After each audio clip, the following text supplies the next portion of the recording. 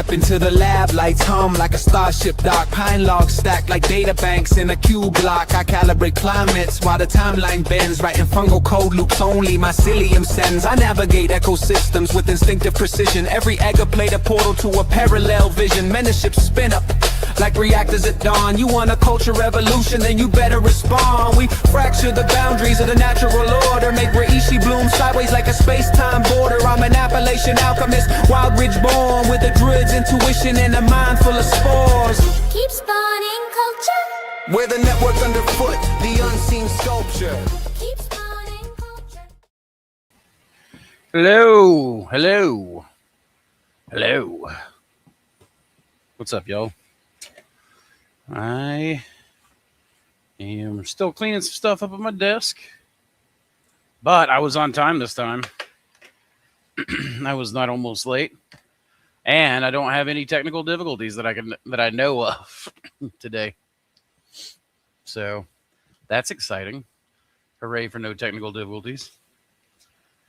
What is going on? Damien, welcome. Welcome. And Barbara, how you doing? NWA, Northwest Alabama. Right. That's right. Right. No, Arkansas.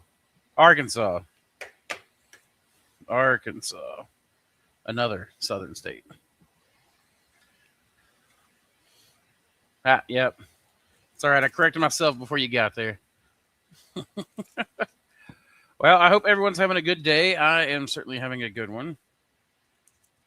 Been making lids and making culture slants and making plates and getting orders out the door and getting the first large segment of the Patreon syringed up, and Samantha's already started shipping a lot of that stuff. So we are doing all right.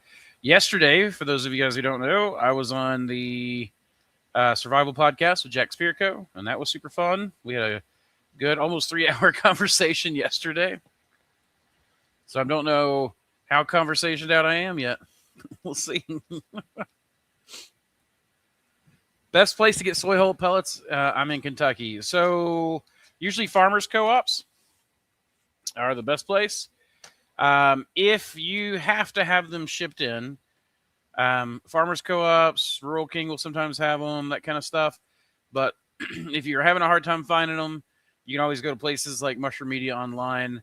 Call them if you want large amounts, because it'll be much cheaper to buy a pallet. But I don't think they sell a pallet on their website. Places like that will have some stuff shipped in. So there are other places, but off the top of my mind, I am coming up blank with where the rest of those would be. So there are mills that will mill them. So, you know, you can do that. But my first stop would be a Tractor Supply, or if you have a local farmers co-op, a lot of times they can get them. You can call them up and ask if they can get them, and you can tell them if you're a mushroom farmer, for instance, then you can tell them that you are going to be buying them regularly, and a lot of times they'll keep them in stock for you. If you are, and they also sell that stuff for pig feed, so it actually helps a lot of people that aren't doing mushrooms. So because that soy is really nice. But if you can't get that, there are other replacements that you can get at co-ops. Sweet feeds work. Sometimes commodity pellets will work. Alfalfa pellets will work. Whole oats will work. I use whole oats in mine. I don't use soy bean hull pellets anymore. Let's see what else. There's more. Fish meal, cat food. Honestly, your supplement's the easiest thing. The hardest thing is going to be find your carbon source, and if you can get hardwood fuel pellets where you're at, then you're pretty much golden. The main thing is you're looking for nitrogen, and in that nitrogen, you want it to be about 4.5 to 5% of your total dry weights. So you would just do a calculation out to figure out how much protein, how much of that supplement you need. The Master's Mix is nice because it's easy. It's just a half and half. And that's what we do with the whole oats is we do half whole oats, half We actually do that as a single recipe. I need to do an update video on that. But we do whole oats, 50% whole oats, 50% hardwood fuel pellets, 50% water. And that is my spawn and fruiting block mix. And yeah, that's pretty much it. Let's see. I need to turn on my.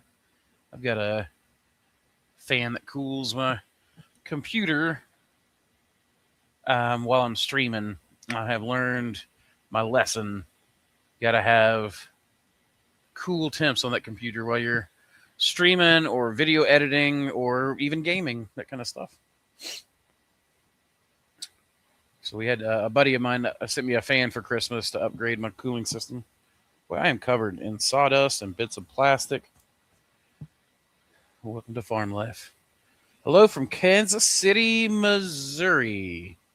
Hello, Sports. Good to see you on. What's up, Andy Green? Andrew, always a pleasure. Yeah, absolutely. It's a pleasure having you. Heat and Aquatics. Hey, it's been a little while since I've seen that little shrimpy. Long time no see. It's currently set sorting L236 Plico fry in the fish room. Hey, that's super cool. We've started doing a lot more like aquatic plants and stuff with our spit mushroom substrate. And with the plant tissue culture, I'm probably going to start doing a lot more aquatic plant starts as well. So there's a couple of different places I used to sell aquatic plants. And I think with the plant tissue culture, I'm going to start selling a lot more of that. So just no snails, no viruses, no, that kind of thing. You know what I'm talking about if you're in the aquatics. I do miss aquatics, but mushrooms just make better money. What's up, Myco Nerd? I was thinking about you earlier today. I saw something and it reminded me of you, and now I cannot remember what it was, but I thought, hey, if I see him on the stream today, I need to say it. And now it's completely escaped. It was something on Instagram. I can't remember. If I remember it, nerd, I'll let you know. What's up, Mr. Stargazer? Hey, have you been seeing... I don't know if you're still stargazing, or if that wasn't even... Maybe you're not even really a stargazer. That was just a clever name. I don't know. But my son, off our back dock, my son got these amazing photos of a Starlink swarm being deployed. You could literally, he's got pictures of the little blip, blip, blip, a little string of pearls going across the sky. And that's not the first time that, and probably won't be the last time that we see those, because it's just perfect slice of sky right where they're launching these things. And it's so cool to watch. So, are you spawning and fruiting in the same bag? In the same, yeah, it depends, but yes, and yes, we are. We're doing 5-pound bags. We've gone to spawn and fruit in 5-pound bags. We call it the value cascade. So basically, what we're gearing up right now is we're going to be doing a massive amount of spawn of a few different varieties that are really popular. Those are going to then be spawn blocks, and we like this style of spawn better. But if it stays in our incubation for too long and it starts to fruit or any number of things like that, like starts to age out, then we'll just stick it in our fruiting room, let it fruit, get the mushrooms off that, and use that for our extracts. So now we're doing what we call the value cascade, where we're building a system that at every step of the way, every time we lose, like we have waste at one level, it feeds into the next one. So, hey, Sarah, how you doing? It's been a while since I've seen you. You come down and grab some mushrooms. We're selling them again. Shiitake is especially. Life is beautiful, Hendrix. Life is very beautiful. I'm glad. There we go. Now I won't fall backwards. Nice. All the aquatic mosses do really well. And I always like the mosses. And the hair grass. Probably my favorite thing with shrimp was the hair grasses. I had these pieces of driftwood in certain tanks that created, and I had a waterfall that would run down, and the hair grass even started to grow. I forget what they call it now, where it grows underwater, but will also emergent, I think. But it was growing up the waterfall, the hair grass was, and the shrimp would climb that waterfall. I never thought that that would happen.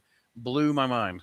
I miss cherry shrimp and the little miniature aquatic biomes and stuff we used to build. Hold on a second. My headset.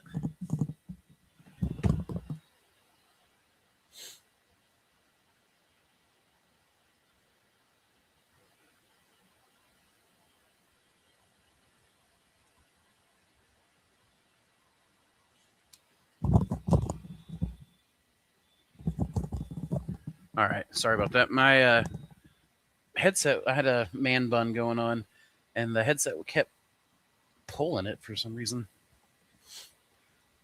Well, yeah, thank you. I really like that value cascade too. It at no point do we have loss now. We are, even when we have loss, it goes into the composter, and that composter, vermicastings, all that stuff becomes soil for our plants, our marsh plants, and our peppers and things like that.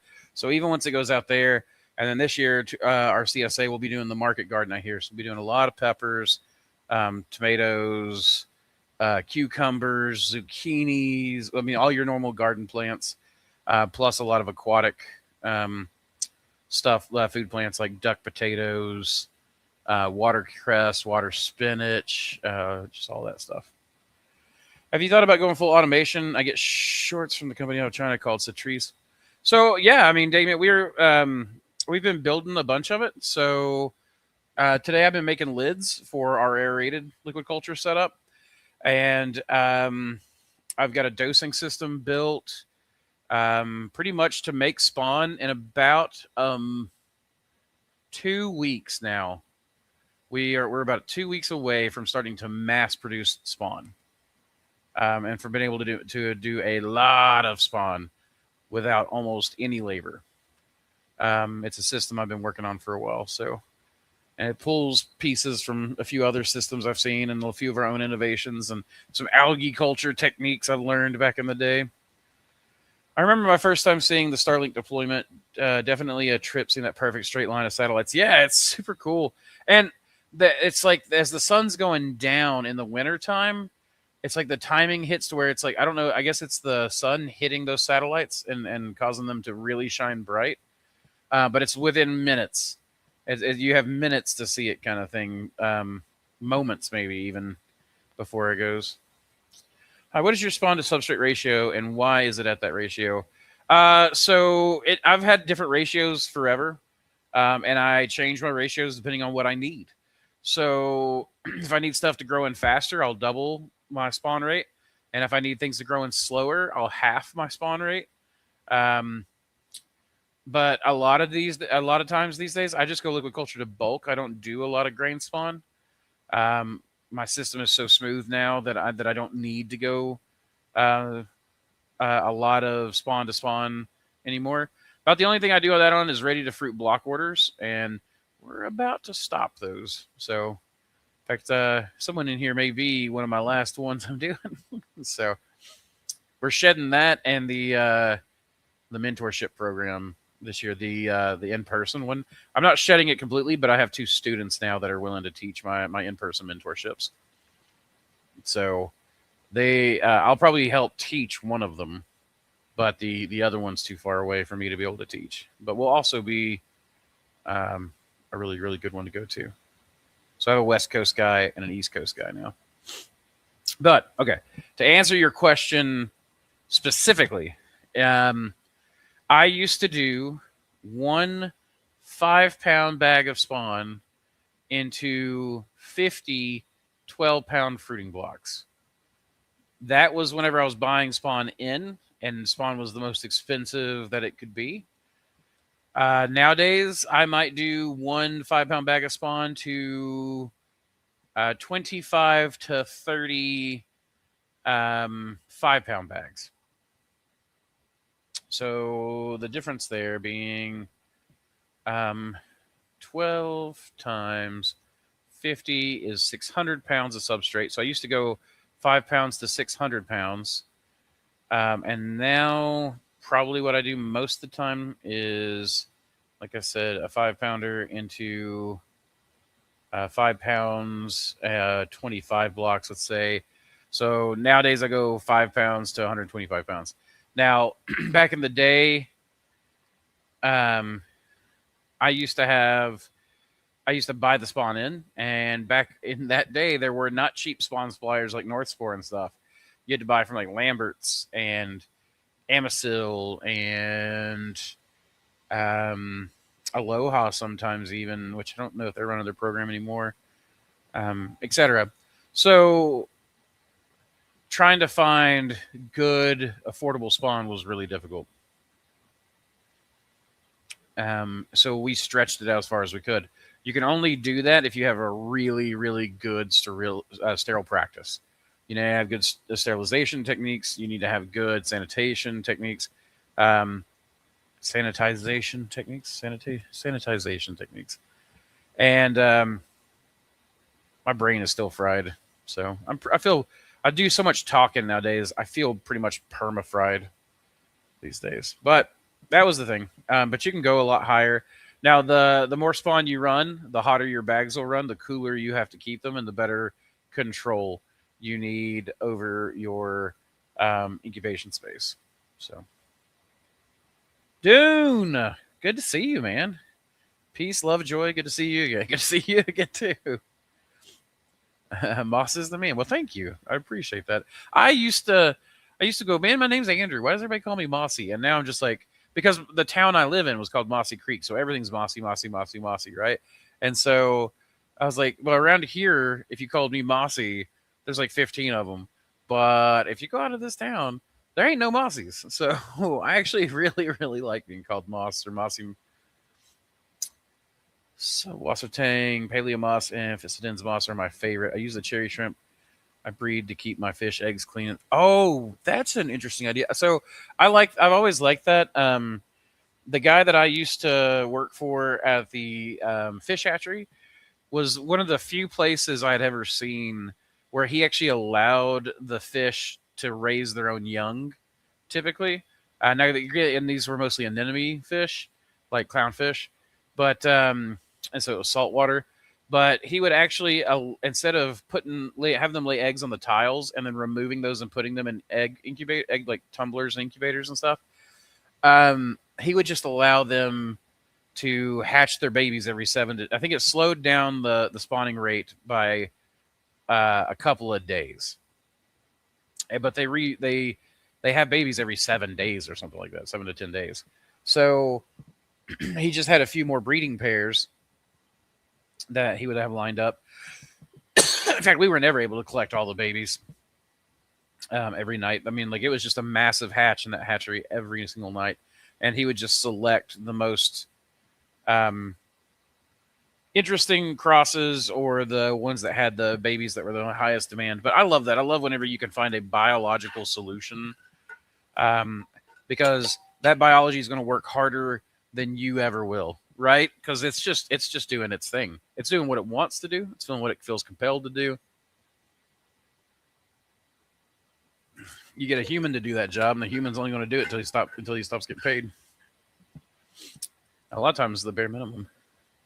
But shrimp work with a fervor. Any full aquaponics full circle systems presently? So, I mean, kinda ish. I will probably never get completely full circle. And we're about to start. Samantha's put in some infrastructure for microgreens. So once we have the microgreens going, we'll have a little bit more of a circle that'll complete, because things will go from one to another, and then back to mushrooms, because we're going to use the microgreen mats, the root mats, in the substrate. But we basically have an entry point where we import things to grow the mushrooms, and then we don't import for growing anything else. The mushrooms provide all of the substrate needs for every other system that's layered on top. So you just have to import, your bag sawdust, nitrogen source, water, basically. And then from there, it's so it's not a full circle. It's a feedback loop. It's a definite feedback loop, but it's not full circle yet.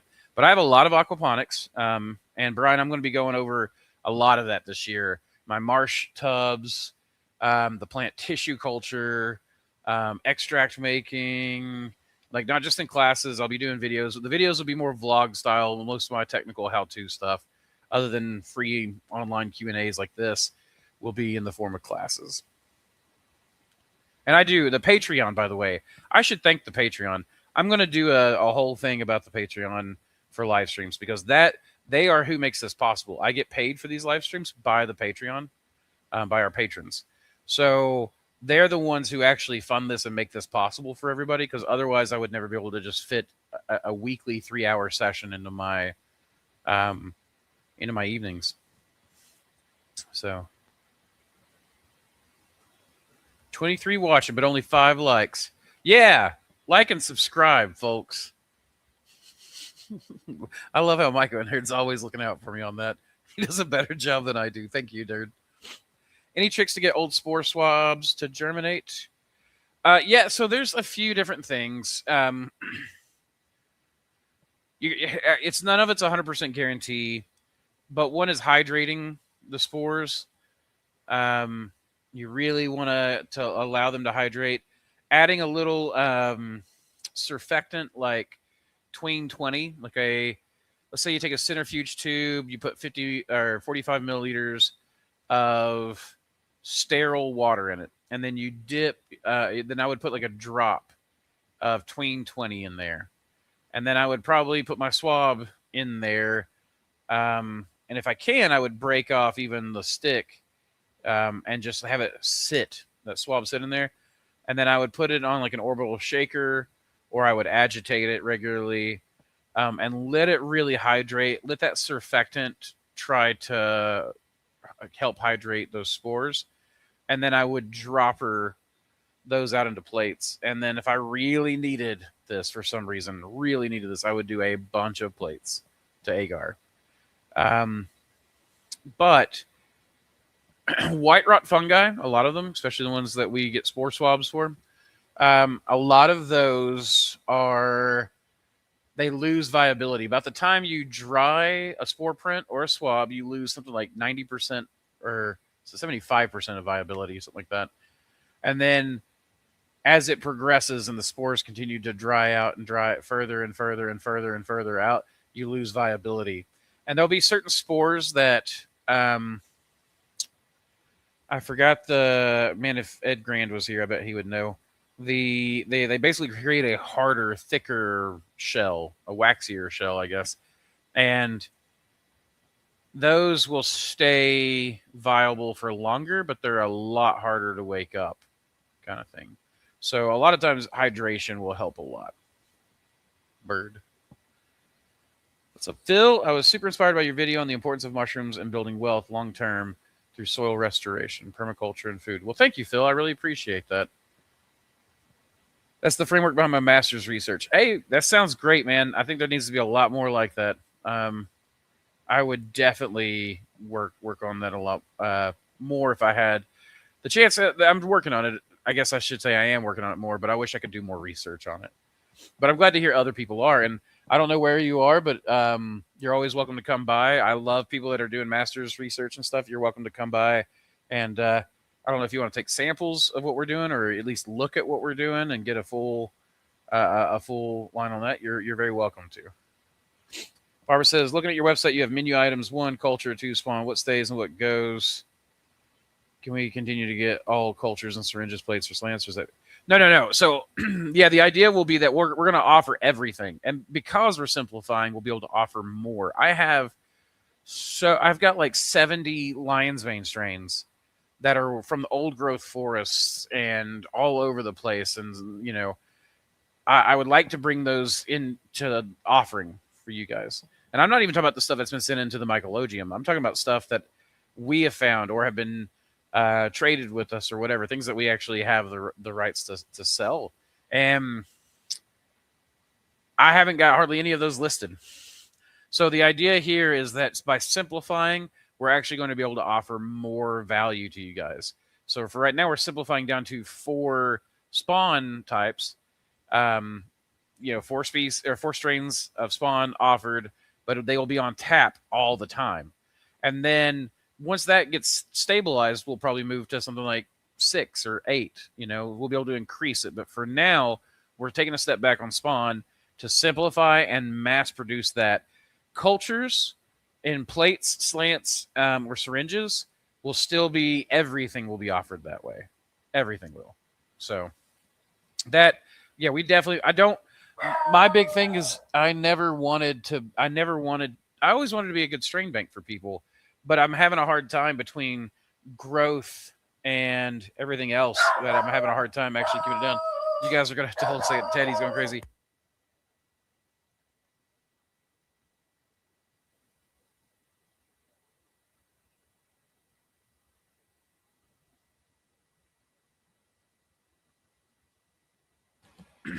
Sorry, the filter guy's here, and Teddy has decided he does not like that. But yeah, that's what I want. I want to be able to be a strain bank, and this will actually allow me to do a better job of that, is to simplify one product line, drop another product line, or rather not even drop it, but hand it off. That's part of the open source ethic, right? Is that you build something. Hey, Teddy! You're fine, Gabe.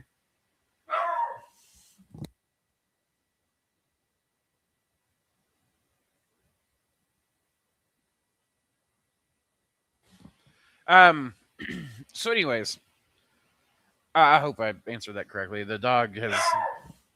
Teddy, come here. Come here.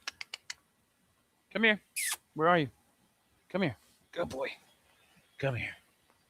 Come here. You're going in here. Come on. Oh, stop that. There you go. You're going to go in the kennel. Good boy. All right. Here we go. He's kennelized. I want you to stay there.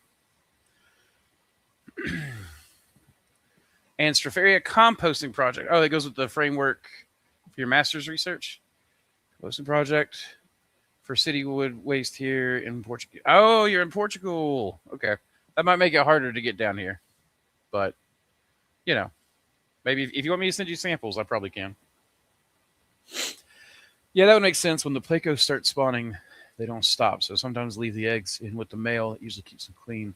And I won't take another batch of free. Okay, so I've never raised plecos. I love them. I mean, they look so prehistoric. And in fact, I'm kind of working on a palladium that'll be like in an indoor palladium. I'm thinking about putting it right here behind me so you guys can see it. But of course, I'd have to be careful with plecos because I know that would be awfully small for them. Maybe there's miniature versions. I don't know.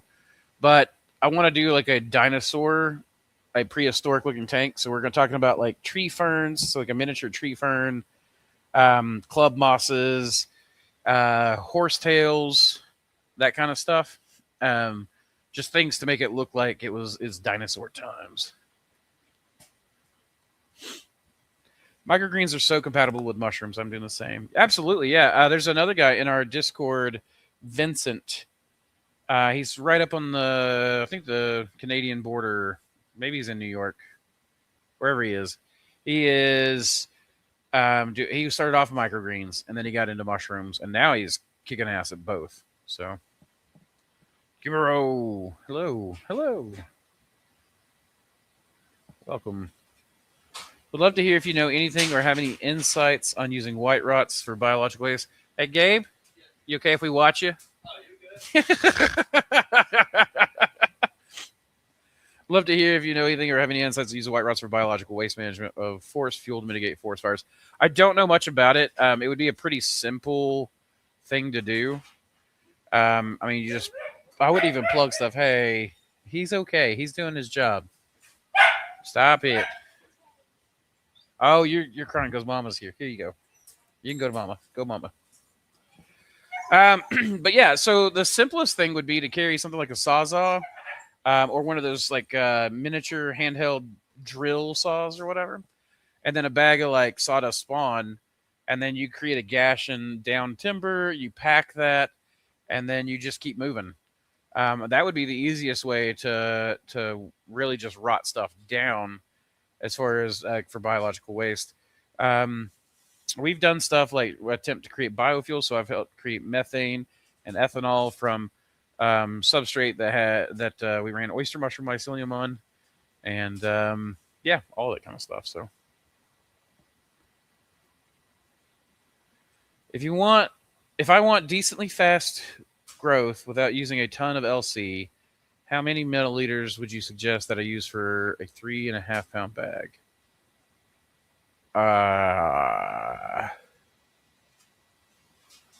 I've been using 10 mils so far, but not sure if that's too much or too little. I want decently fast growth without using a ton of LC. As in, like, what's the lowest amount that you would use? I mean, I wouldn't do anything lower than 5, maybe. Oh, yeah, you got to get to this thing, don't you? Hey, guys, we're going to take a... Do you need access from this side or this side? Can you? Well, hold on. Guys, word from our sponsor. Imagine a world where the most unique, rare, and powerful mushroom strains are preserved, studied, and shared with growers like you. That's exactly what we're building with the mycologium, a living archive of fungal biodiversity, sourced from the wild, expanded in the lab, and made available for researchers, growers, and curious minds alike. But here's the best part. You can be a part of it. If you're a bioprospector, a forager, or just someone who loves finding cool mushrooms in the wild, you can send in your samples. If you send me in a wild mushroom and I can successfully clone it, I'll send you back a cleaned up culture of it. If you send me a culture that you've already cleaned up yourself, I'll send you one for our library, ready to grow, experiment with, or add to your collection. That's right. Culture for culture. You help expand the library, and you get something amazing in return. The goal? To preserve fungal diversity, to give people access to new genetics, and maybe, just maybe, to discover something truly groundbreaking. So if you've got an interesting mushroom, a rare find, or a strain that deserves a place in the archives, send it in. Let's build something incredible together. The mycologium, preserving fungal biodiversity, one culture at a time. Want to learn more? Hit us up, shoot us a message, and let's keep spawning culture, y'all.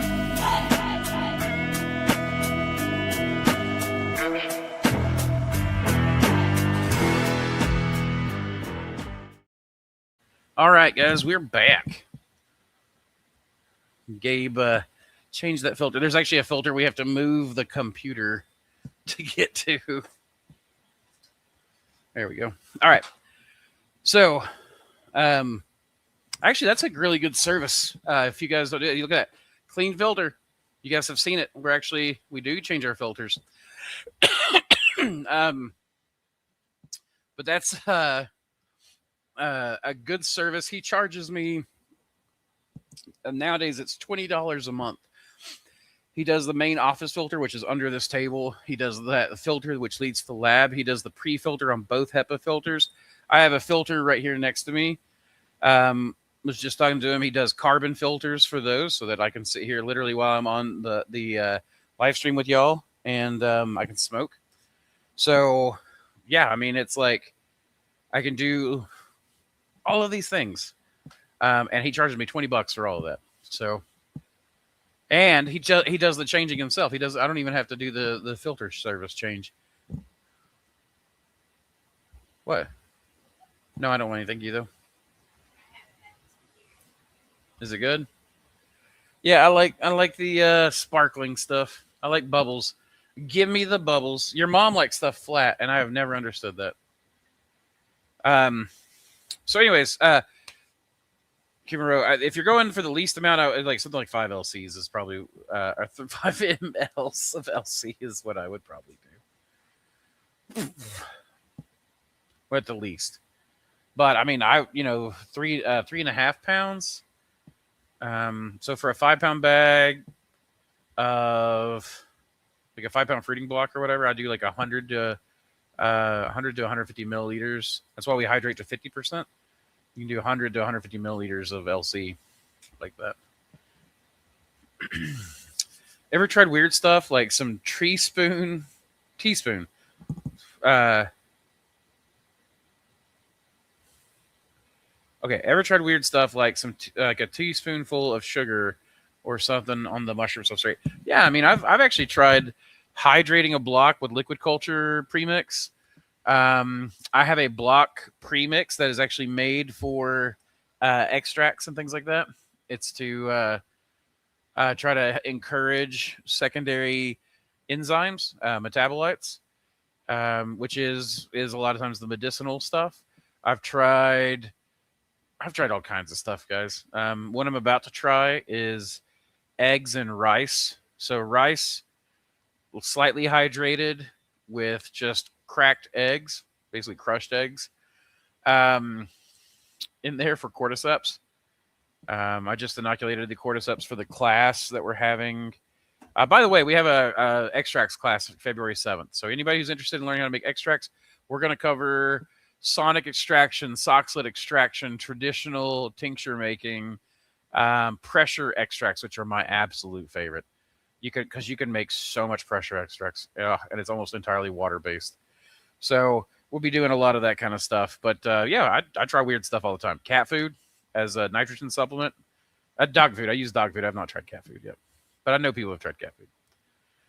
Thoughts on insect larva biomass left over after extraction of oils, which is pure protein, as a nitrogen supplement? I would think it would work because people grow on fish meal. And if it's sterilized, here's the thing, guys. Mushrooms will pretty much grow on anything. They eat the hardest to eat substances in the world. They'll eat the easy stuff. The big problem is that they lose the speed game against bacteria and molds, and they'll eat the easy stuff too. So what you do is if you sterilize an easy to eat food like pure protein or, whatever, the mushrooms will probably grow on it as long as the certain the recipe is correct, the formula is correct. So as long as the things that are necessary are represented in the necessary amounts.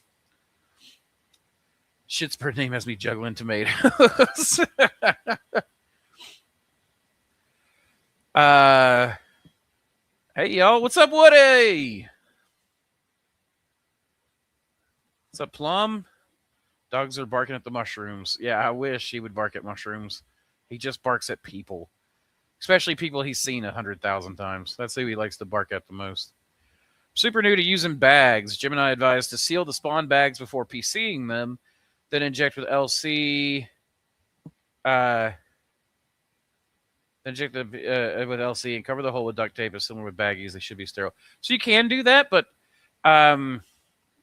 do you not? If you have a flow hood, then just when you open the bag to seal it so that there's air space in the top, like that one right there. Yeah. That is like you just open it and you just spray from the top and then seal it, and then you don't have to worry about it. That's not any more hassle than like if you seal the bag without air in it, it's not going to do as well a lot of times. The underlying principle behind the forest, but you can do that. You can cover with tape, but I wouldn't use duct tape. I would use just regular clear packing tape. But clear packing tape is practically sterile. The underlying principle behind the forest fire mitigation is to substitute uncontrolled intense combustion with enzymatic burning oxidation by white rot plus promoting nutrient cycling. Interesting. Nutrient cycling, soil resilience, increased water holding capacity, and added value mushrooms. So Jen, and I don't remember her last name now because she got married. I went to high school with her, and Samantha talks to her a lot more than I do. But Jen is a doctorate of something.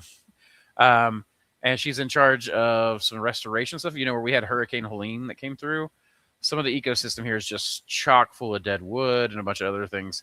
And they're talking about using some of the techniques that we do with bioprospecting of mycorrhizal species. They're paying people to plant trees like oak trees and things for seedlings to be planted. So there's farms now that are starting to raise some of these plants for the ecosystem. But also the wood waste recycling. There's some of that stuff going on too. I wonder if getting in contact with her might be valuable to you. Maybe you can email me, Phil, and I'll talk to Samantha and see if it's worth getting Jen involved with you or not, because it sounds like you guys are doing some similar things. Gabe is doing, and she works for the reason why I say that is because she works for the UT, University of Tennessee. So Gabe is doing a great service to the mushroom community and fungal kind. Yes, he is. And so we're actually talking about this. But you guys saw the filter changing here. He has not been doing it. He's a little timid about getting online. And so I've been thinking about offering the service for him.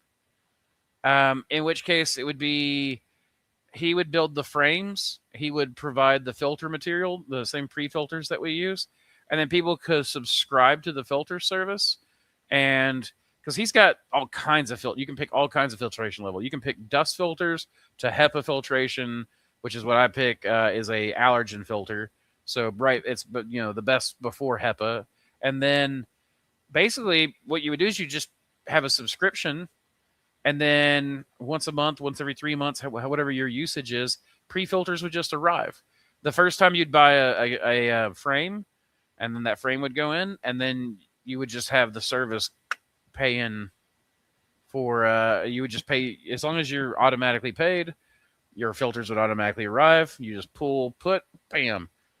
We've been talking about doing that a lot, because he can do it so cheaply compared to other people. And I think that it would be a really valuable thing for people, because it would extend the life of your fluid.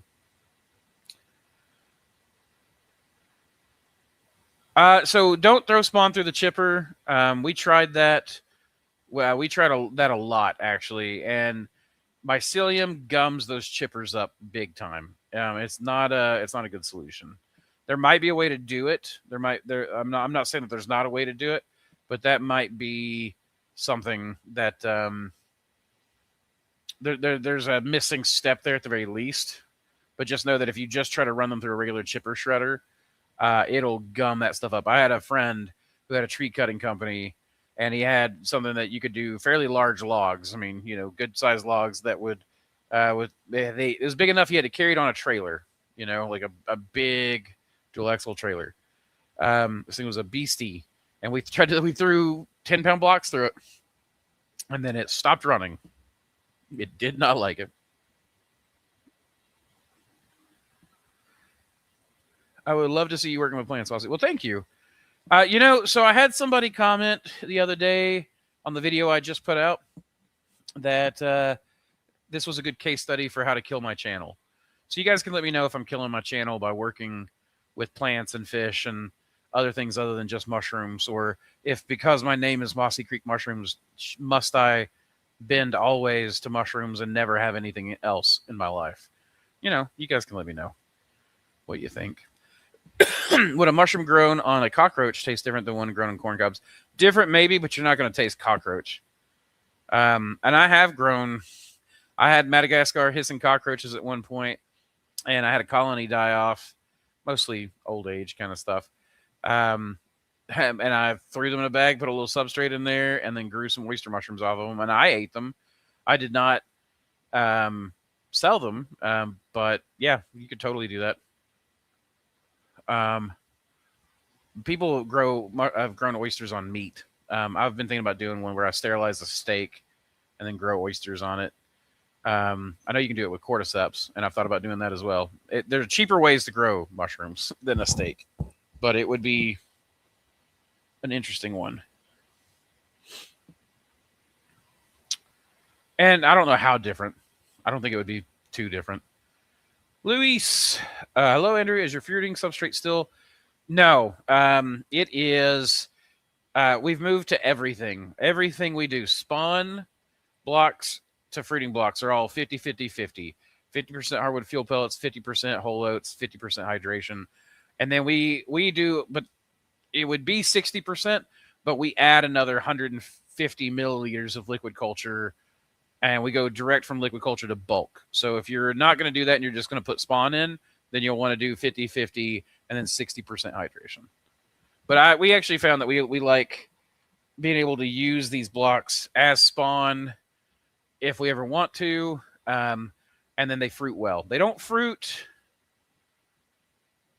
I'm not gonna, it fruits pretty close to like the Master's Mix. The Master's Mix probably has a little bit of a yield. I wouldn't. The big thing for Master's Mix is that soy is cheaper. Soy is cheaper than whole oats, so that's why I would do that with a fruiting sub. I'm sorry, my little Bic lighter quit, so I have to use for my pipe tobacco. I have to use a my lab torch.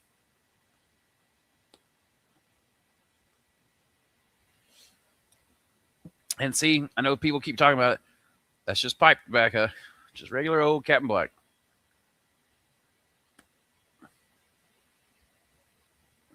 Inoculating bags. I'll listen to you. Well, Woody, I appreciate that. That must mean I have some love.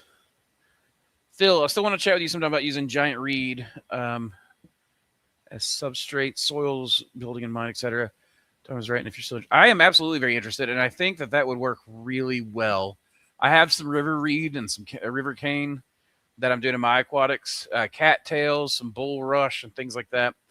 I'm thinking bulrush could be treated a lot like a straw crop, and it grows so prodigiously. I don't know if the oxalic acids would do anything to the mushrooms. Probably not. But I really think that you can go mushrooms to spent substrate to marsh gardens being like bulrushes, cattails, etc. Grow out their vegetation. Some turn brown, some turn green. You can use those and combine them to grow mushrooms. And there's a complete circle that you could do. Now, granted, what's cool is the plants can pull in carbon and all kinds of stuff from the sky. They pull carbon in from the air. They pull nitrogen, that kind of thing.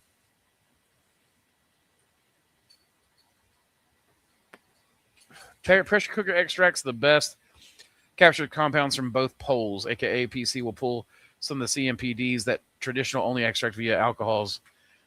Process akin 3 making an espresso. Yeah, pressure extracts are where it's at, in my opinion. Sonic is secondary. Soxlet is, in my mind, pretty much garbage. Traditional tincture making is great if you have nothing. But if you're growing mushrooms, you have a pressure cooker. So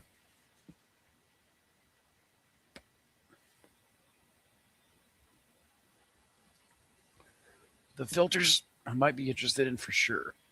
Excellent.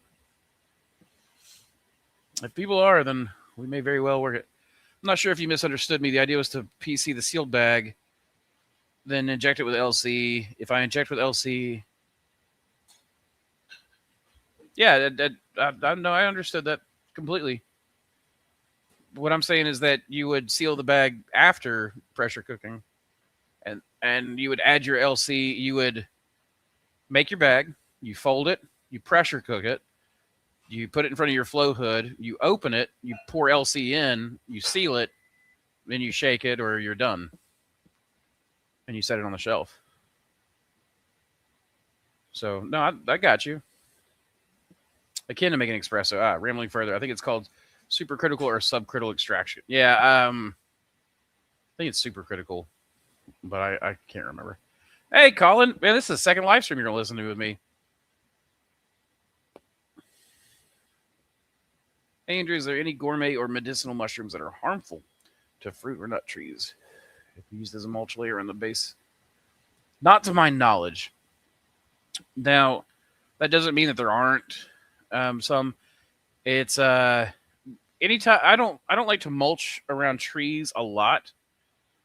Just in general, we've done that in the past, and I always feel like it's better to compost around trees rather than mulch around them. But you absolutely can. I mean, we've done it plenty of times. In fact, we mulched with oysters, chestnuts, basically all the normal gourmet varieties, and we had redbud trees in our backyard at the house where we had the basement farm. Wherever we would throw those blocks, the redbud trees grew insanely fast and big. Teddy, are you just a black hole for attention? No, my goodness, he's so happy. Yeah. Oh my goodness, he will not. It's like as soon as I take my hand away, he's smashing his face into it. What's up, bud? But yeah, I don't know of any turkey tail shouldn't be. Most of these are rot fungi, and they're only opportunistically. So if your tree is already sick, then yeah, they'll might speed it up. But I doubt it. Hey, that doesn't go in the trash, you know. That's right, compost. I've caught banana peels in the trash can. I'm the in this house. I'm the compost Nazi.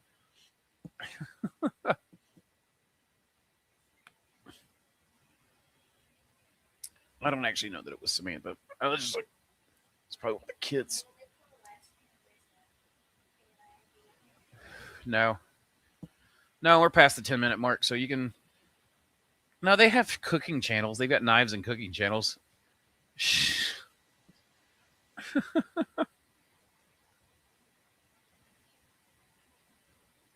I've never seen a dog who likes fruits and vegetables so much. Have you tried mycorrhizal mushroom growing, selling oak or pine saplings inoculated with truffles or boletes or chanterelles? I have, and I have. So I've grown hazelnut trees, and attempted to grow a variety of things with them. We're doing plant tissue culture now, and collecting.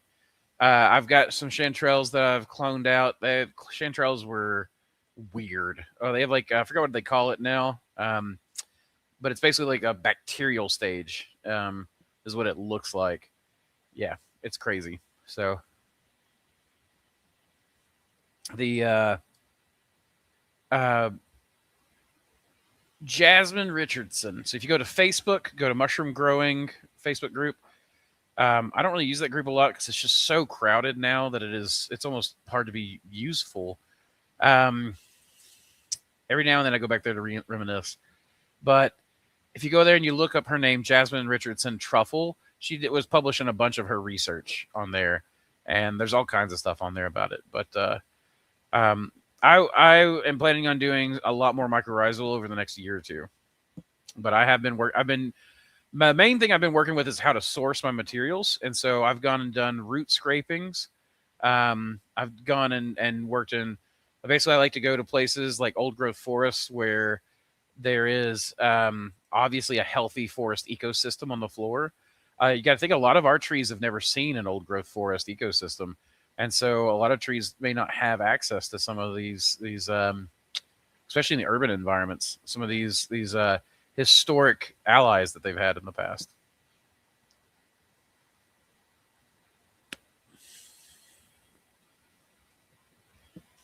Renee says, yeah, man, I like the fish and plant stuff. Got them also. I'm new into mushrooms. Yeah, we'll see what the guy says, later on. If my channel dies, he may be right. I'm welcome to be wrong. I'm willing to be wrong. Good to see Mossy Creek Mushrooms on Jack Spirko talking about survival food. Nice. Thanks, Hendrix. I appreciate that. It was a fun interview. I'll be not honest. Every time I'm getting interviewed by someone, I get nervous.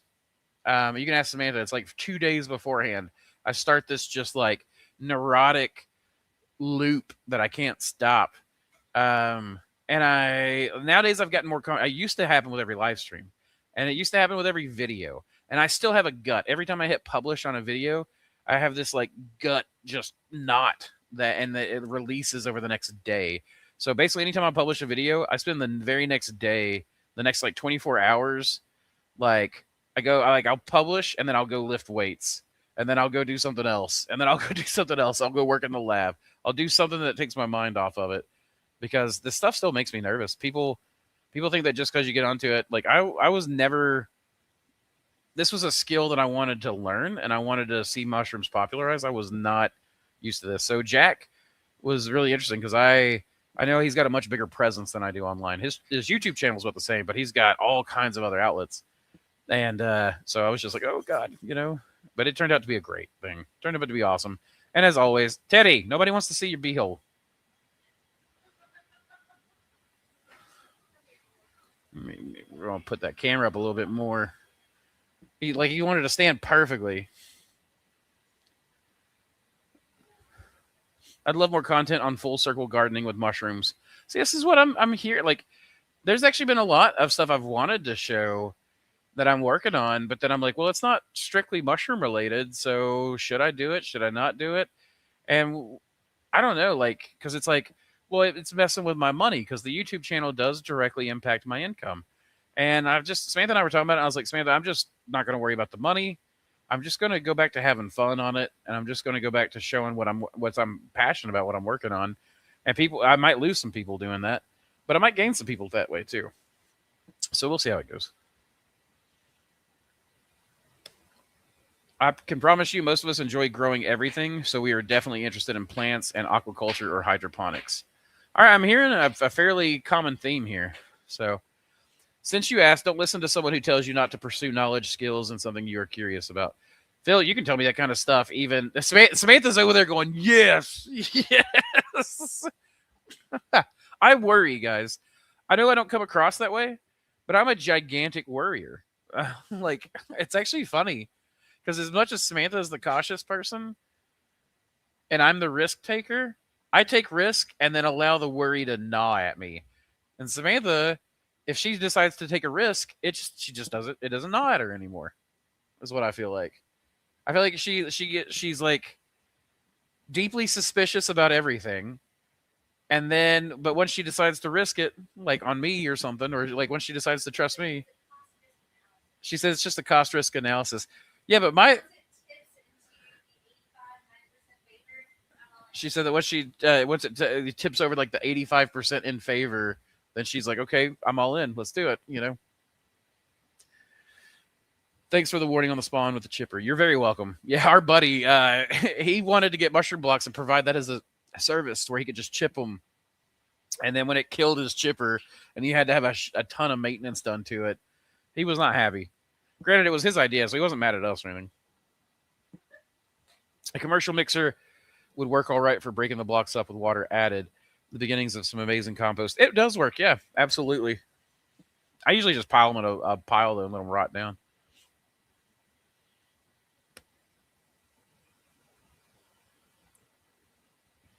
Hey, Sam, what is Jen's last name? University of Tennessee. Jennifer? Who? Am I not thinking of the right person? She's working with all the forestry stuff, the hurricane. Holy. Huh? Jillian. What did I say? I said Jennifer. Dang it. Jillian Gurrell. Now I remember it. I swear, guys, since I got sick, my brain is not the same. It is the same. I'm just doing so many things now. I can't hold it all in my head. Quite frankly, I'm using, and I know people really hate AI, but I use it almost as like hey, I'm talking through all this planning and stuff, and I can't remember everything. So can you do some of the cognition offload for me? It's a lot. Anyways, I'd love to get in touch with your friend Jen. So it's Jillian. That's my bad. Jillian. Forest fires here are a huge issue in Portugal. I will email you. Please email me, and we'll see. I mean, she may be too busy. You may be too busy. I don't know. I can't make any promises for her or anything like that. But it sounds like you guys are working on some on some things that are very close. She's doing a stream bank stabilization workshop.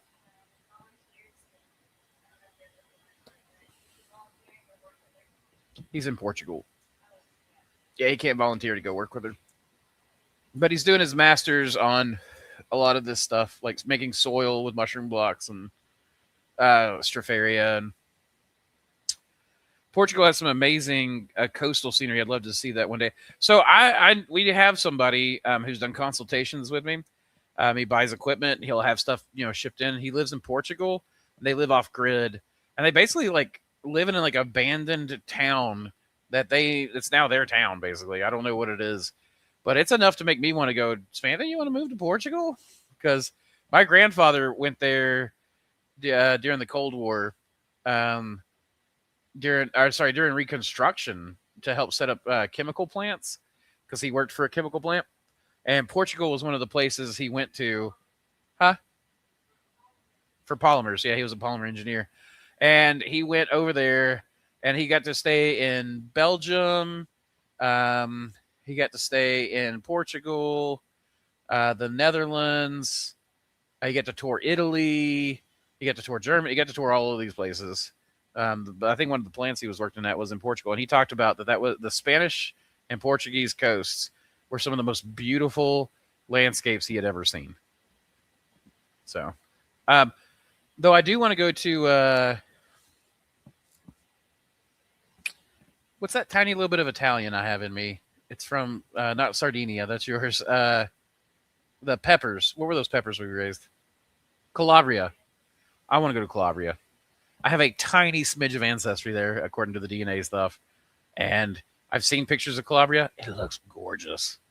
Mediterranean's such a just beautiful place. And I wonder if the Japanese knotweed could be used as a good substrate, massively invasive along a river here. Maybe. It'd be interesting to think we would have to treat it like a hot nitrogen source, I bet. I have started to use it. I'm about to go out there with this chainsaw and cut down a bunch of Tree of Heaven. We've got a whole row of Tree of Heaven behind our shop, and that separates basically us from the field. And I'm thinking about just going in there and harvesting all that Tree of Heaven and running it through my chipper shredder. And I made wine cap blocks out of it last year. So we were able to cut down these things, basically just stuff the wood chips into a bag, run them through the sterilizer, and spray it with King Stropharia liquid culture. And that's how we made all of our wine cap blocks last year. I gave a bunch of them away to friends. And one guy put them in his forest patch, and he was like, sent me pictures of like the entire forest had apparently become inoculated and decided to fruit under the leaves all at once. And we were talking, he's like, I don't know what to do with all this stuff. He said, I stopped picking at around 200 pounds. Yeah, it was like 200 pounds of wine cap. I don't know what I would do with that.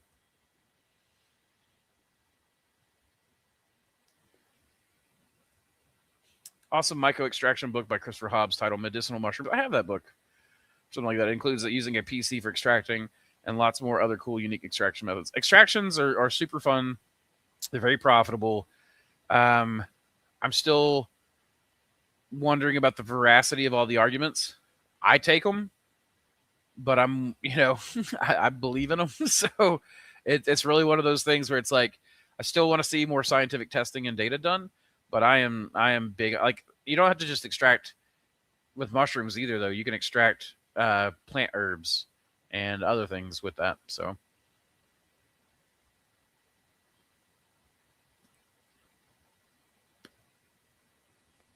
that circular aquatic plant model is interesting. Banking in on that solar radiation capture and primary production of plants, that's where the main input should be. Oh yeah, my plan is to lime pasteurize the reed if the nutrients are sufficient for good yield and no supplementation is required. I think it's an underrated method for straw substrates, especially where other more inputs are more expensive or straw equivalent unsupplemented. I'll be honest, I've known a lot of people that use lime, and I use heat, and I believe in heat a lot more than I do lime. There's a lot of things I don't like about lime. It will work for a lot of things, but a lot of times people that live in warmer climates find it very, very difficult to operate off lime pasteurization all year. There's also the risk of, to make it strong enough, it's got to be caustic enough. It'll cause damage to your hands if you're not protecting. If your hands, we knew a lady that burned her hands mixing straw and stuff up.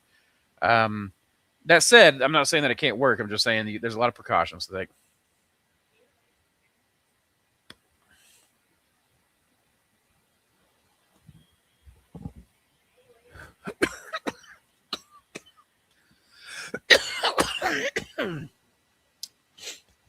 Hey, wait, and her fingernails.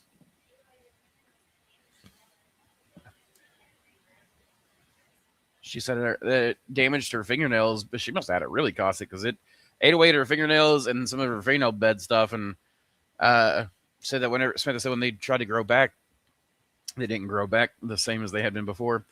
Dish Power 6 says, hey, Andrew, how's the Hrysium Horde Patreon going? So Samantha just got done pulling all of the, I forgot the tier of that. And she is working on all that stuff now. Right there's a whole bin of Patreon rewards. that has been getting boxed up and shipped out. So we're doing quite well on it, man. We're taking chunks out of it. And again, eventually we'll switch over to a different model to support the live streams than the Patreon. Because thankfully the Patreon is what pays for the live streams. Because that's how I do it. And otherwise I wouldn't be able to fit 3 hours a week into just live streams. But we are going to move off Patreon because, like, I started showing I put Samantha in charge of the fulfillment on this because she's better at it. And she started getting into the Patreon, and I started, giving her some stuff, but then she started looking into it. She's like, this stuff is confusing as fuck. And I'm like, yeah, it is. Patreon is so stupid. It makes it so difficult to do fulfillment right, for me at least, the way we're doing it. The Pioneer Black Truffle Cultivation in America is right here in North Carolina. Who's that? Are you thinking Dr. Oman? Because last I heard, he stopped that project. Yeah. Samantha's packing up nutritional packets too right now. You can start a sister channel for your cycle. I thought about that too. I just don't have the bandwidth to run 2 different channels. I don't. I got to throw myself fully into one thing because I've got so many life obligations. So I see a lot of people in the mushroom world. Like, I got on Instagram today, and you start scrolling, I start feeling bad about where I'm at in life and what I'm doing. And then I have to realize, oh yeah, I'm living the freaking dream. I'm living the dream, Andrew. You have to get out of that kind of headspace. And a lot of these people don't have a lot of the other things that I have. They may be growing faster than me. But that's okay because I have a family. And a lot of these people don't have a family, and they would probably trade that success for family life. And I would agree. The family life is probably what I'm going to think about on my deathbed a lot more than, no offense to mushrooms. I might even think about mushrooms on my deathbed. But what's the top subject today? Well, we kind of just talking over a lot of Q&A.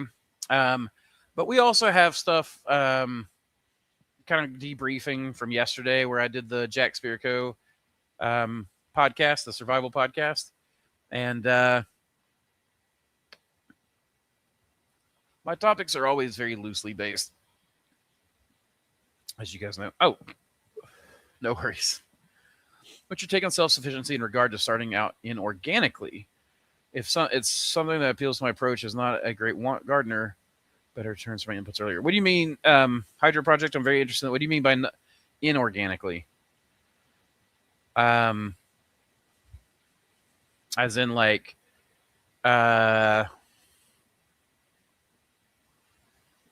non-agriculture related, like non-growing related, or I guess, yeah, just clarify a little bit. I would love to answer that. I've got a lot of thoughts on self-sufficiency, and I probably have a different take than a lot of people have on it, but I want to know exactly what you're wanting from me before I dig in that too much.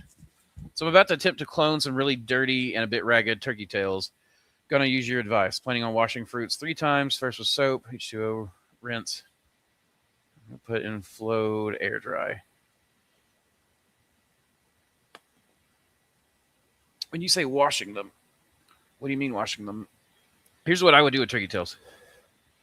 I would clone from the bark. So when I collect them, I would try to collect some of the bark. I would try to, right here, the turkey tail is a bracket fungi. So here's your log. You got a bracket that kind of grows, right? The turkey tail kind of grows like that with a thick space right here in that L. So it kind of creates an L. And right here is going to be where that thicker part is. You can try to clone from there. But I would also spore print because turkey tail is notoriously difficult for non-deft hands. But again, I like just to take a chunk of wood. Like, so I'll take a knife, and you've got that bracket we were just talking about, and I'll take a knife and I'll cut right into the wood and lever out a chunk. It's usually pretty soft and punky by the time turkey tail's fruiting like that. And then you can do a couple of different things. You can crack that wood open and clone from the interior space of the wood. But you can also take those wood chunks and wrap them up in cardboard that you hydrated with boiling water. So you take cardboard sheets, corrugated cardboard, You put boiling water over it, let it sit till it cools, pull them out, let them drain. And then you can take those pieces of turkey tail and log and wrap them up in that, and then put them in a Ziploc bag, and then throw that in the fridge. And then just over a couple of weeks, look in. I've cloned reishi that way. I've cloned oysters that way. If something's really dirty, you want it to grow through a few layers of cardboard and then clone from that outside cardboard piece. And usually you'll have, or if you get mold on the outside of the cardboard, you can sometimes unwrap that very carefully. And on you might have, like, because I like to wrap 2 or 3 sheets of cardboard around. And that way you've got some interior cardboard to get. That's how I got the Pathfinder's oyster. That's like a super popular oyster of mine.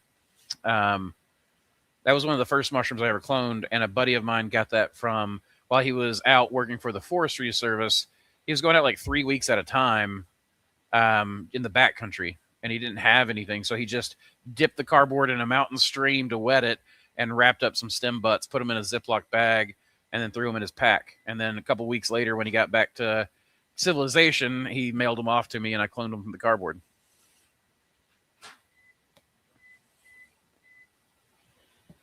Pursuing your curiosity and trust in your intuitive intelligence inspires others to do the same. Absolutely, yep, Jillian. And yeah, man, I appreciate that. That's kind of what I thought. You know, it's better to be me and have a smaller following than to try to be something I'm not and have a larger one. Does that sound like an okay idea before attempting to rip it open and getting a tissue sample from these? I wouldn't wash them. I would not wash them. I'd brush them off maybe. But I really would stay away from it. If they're dry, you can put a couple of drops of water on the back, and they'll rehydrate. And you can put them on a piece of aluminum foil, put a couple of drops of water. As they rehydrate, they'll start releasing spores sometimes. So it just kind of depends. Tyler Ford, hey, second live stream with you. Hey, thank you. Thanks for coming back. New to the hobby, might be a fun video to do a mushroom skill tree to help newcomers level up and how to navigate the hobby. ChatGPT came up with a cool skill tree. Yeah. I mean, I've been thinking about that, like treating it like a video game, and you have your tech trees, right?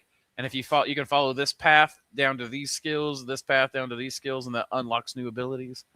That's definitely something I've thought about, and that's a pretty cool idea. Maybe I will do that. We'll see. We have a koi pond, and I'm pumping almost 10,000 liters per hour with only 35 watts. It still works after a few years. You know, I don't remember how much I'm doing. My pond, my biggest pond out here is only 300 gallons. And I just have a little solar pump on it, so it only pumps during the day. I do have an aerator. That's a solar-powered aerator, but it solar charges throughout the day, and then it runs overnight on its battery. So I know Danny. Yeah, Danny Pardo. I know Danny in southern Portugal. I visited his farm. He moved into what they call a ruins and remodeled it. So that's really a thing where they have ruins and you can just move into it. Like, you have to buy them. Like, I don't understand. It sounds too good to be true. But it sounds awesome. His place is beautiful. It's super beautiful. And it sounds like the perfect place to start working with permaculture. Any advice on starting a new gourmet mushroom business? I got all kinds of advice on that. It just depends on how you want to approach it and how much resources you have to put into it. But the first thing to do, if you're first starting out and you want to start off a gourmet mushroom business, I know they're expensive, but consultations with experts and or mentorships are the way to go, in my opinion, because then you get an ally on your side, someone who's been there and gone through those steps. That's the biggest advice I have. Now, if you don't have the resources to do that and you have to bootstrap it, it makes it a little harder, but it's not impossible. I bootstrapped it. And I know people that are bootstrapping it to this day. And that comes down, there's a lot of, basically, be ruthless. Here's the advice either way. Be ruthless in eliminating labor. At every step, if you ask yourself, can I get away without doing this? Can I get away with? But if I've got a choice between doing something and not doing something, choose not do something if at all possible. And read The Lean Farm.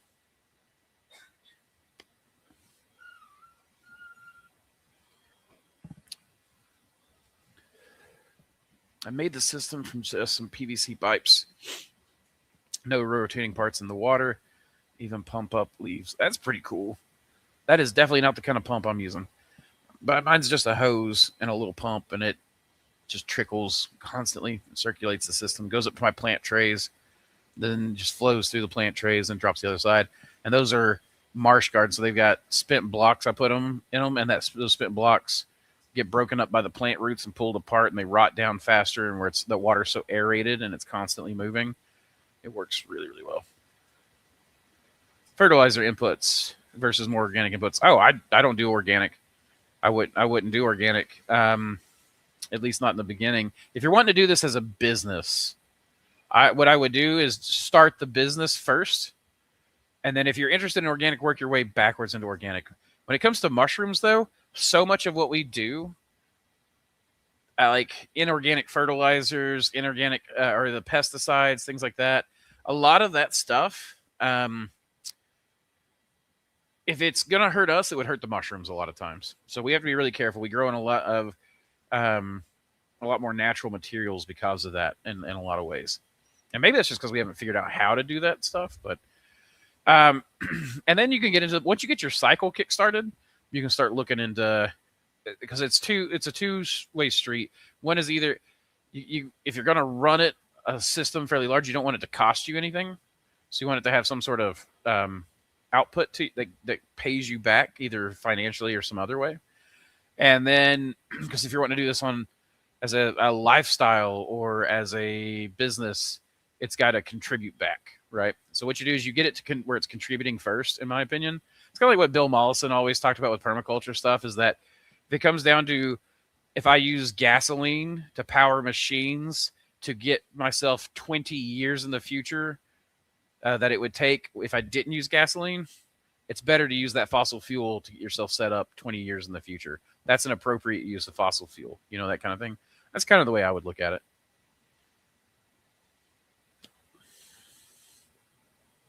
You think liquid culture Stropharia spraying on unsterilized wood chips would work? Yeah, it would. But it's going to depend on how fresh they are. If they've already got a bunch of fungus growing on them, it might not. If those wood chips have dried out, probably not. But fresh chipping, you could probably do it. But I really think that the best thing to do would be to sterilize a few bags and then go spawn to spawn, basically spawn to sterilized wood chips that were inoculated with liquid culture, and then you can inoculate a bunch of bags of unsterilized. But Stropharia seems to like brawling. It likes having competition. It likes a little bit of stress. It just can't be so much competition that the competition wins. Washing of all the dirt and spores before cloning. Yeah, I wouldn't introduce water to it. I wouldn't introduce water at all. I've been doing hydrated straw expansion for Stropharia spawn. No fancy sterilization needed either, but LC could be more efficient. Yeah, it can be. Cardboard sheets are a really good way for wine cap. You can inoculate some pretty hefty bags or hefty amounts of cardboard with some liquid culture, and it'll grow through, and then you can peel those sheets and literally lay sheets of cardboard, myceliated cardboard down, throw wood chips on top of them, and now you've got an inoculated pile. Or you can layer cardboard spawn, wood chips, cardboard spawn, wood chips, and sandwich it that way. Oh, Frank, I got you.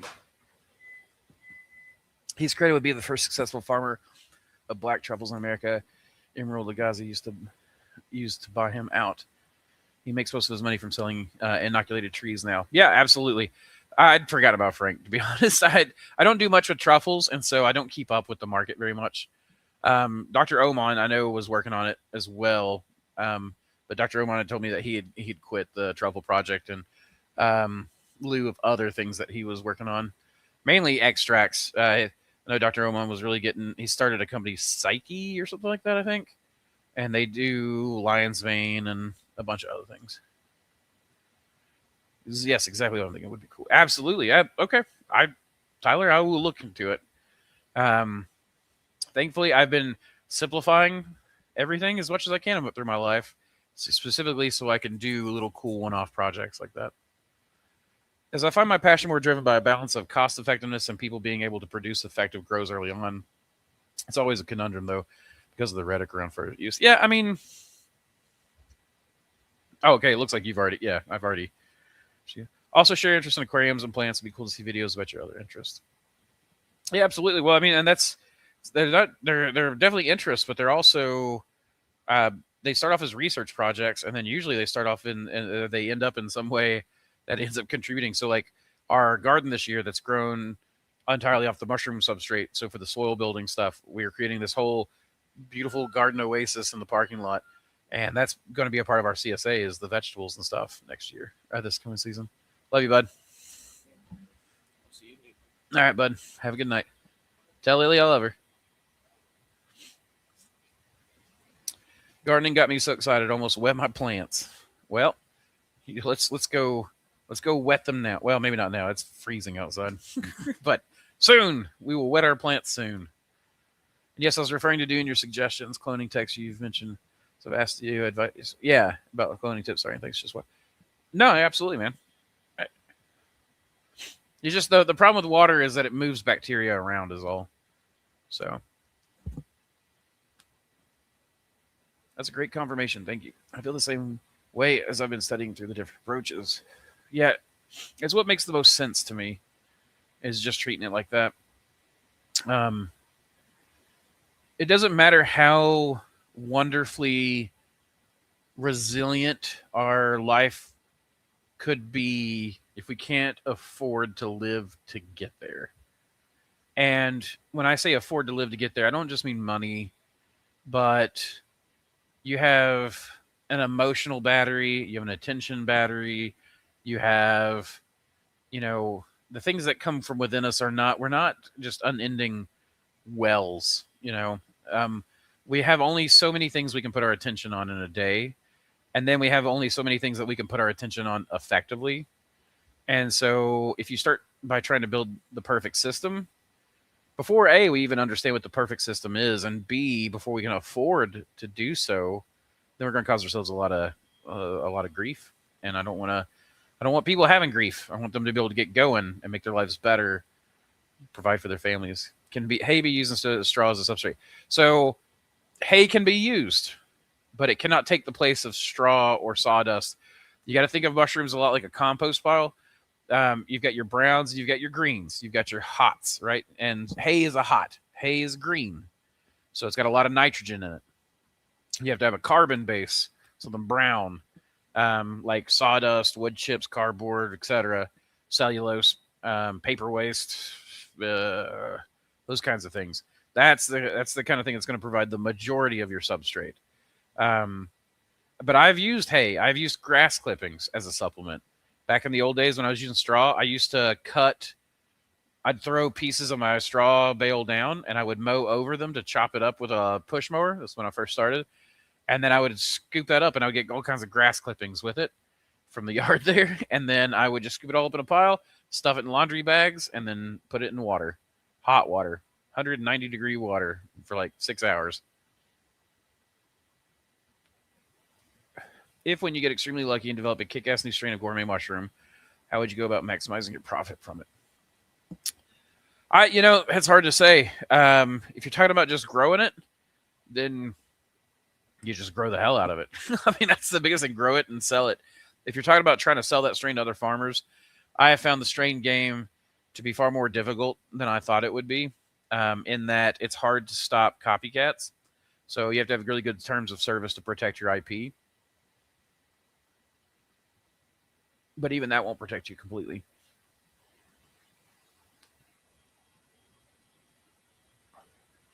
So, the biggest thing is until we get there are plant protections in place for IP. And IP stands for intellectual property. There are protections in place for plants already and plant breeders, but fungus is not covered by most of those. And so it's really hard to protect your stuff. Now, you can do it, like I said, by terms of service, where it's like they purchase your strain, and if they're caught selling that, then you actually can sue them for what they've made off that. But they would have to agree to those terms of service.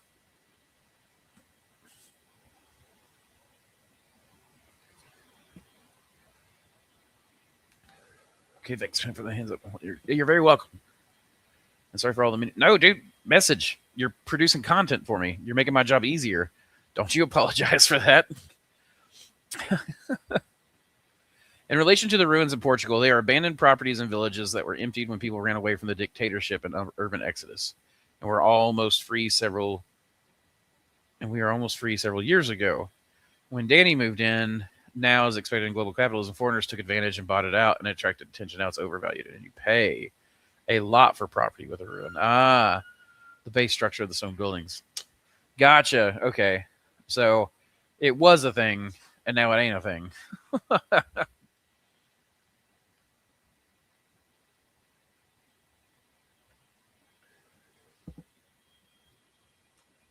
The bag busted. we get this a lot sometimes, where we get bags that come in, and we could reseal them, but it's annoying when you start to go put powder in a bag and it just falls right through.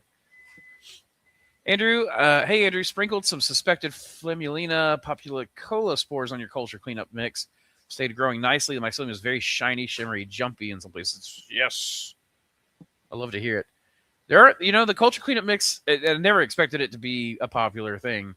And it is probably, out of my nutritional powders, the least sold, which makes sense. But it is cool to me to hear people are having good results with it. And it's not just me. How would you be able to tell strains apart for IP purposes? DNA is what you would eventually have to do to prove it in a court. So you would take their strain, and you can just purchase their strain if they're doing it. And you can go ahead and do the DNA test. And thankfully, DNA tests have become a lot cheaper. A lot cheaper. But let's say like King Blue, my King Blue oyster. People who buy it from me now sign the terms and conditions. But when I first sold it, I didn't know that. So there's a lot of people out there undercutting me and selling it for $7 a syringe, $5 a syringe. I saw, that kind of stuff. And there's not much you can do about it. You can get a little pissed off about it, or you can just go, well, look, I learned a valuable lesson. And I've sold plenty of King Blue. It's probably my third most popular strain at this point. BS26, I think, has finally surpassed it. And Mother of Pearl is either about to surpass it or very close to it. And there's a new one coming out, KBPF, and that one will be completely protected. And it kind of beats the pants off King Blue even. So we'll see.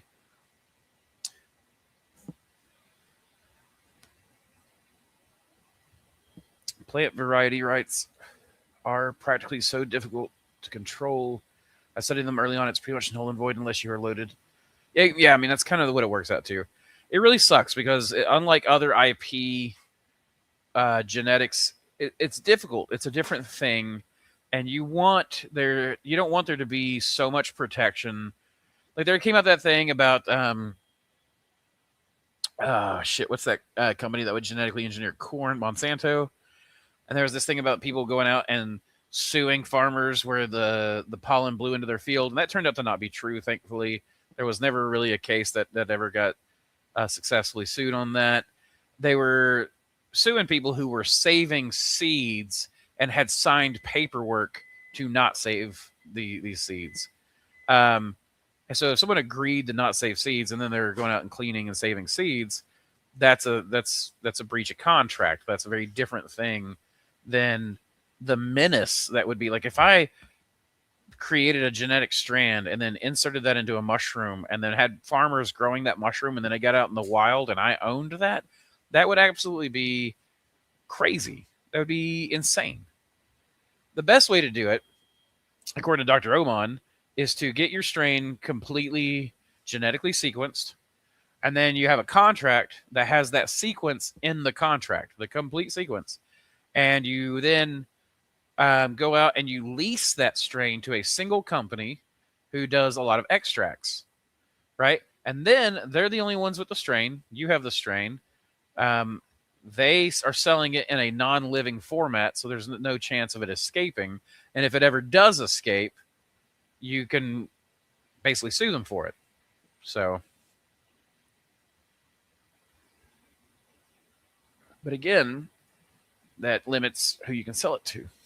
And usually they don't want you selling that strain to other people because that's what makes their stuff nice, It's my first multi-spore mycelium. Cut it up into a jar of grain spawn. Any tips?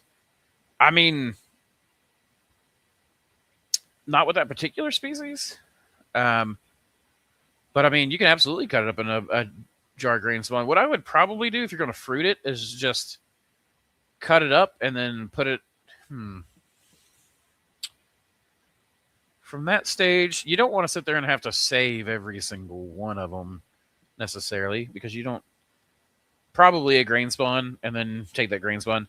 You'll have you'll have cultures that are fighting each other in the bag, but you can clean them up or isolate them from there, or you can just take it and go, oh, which ones are growing the best, and isolate those out.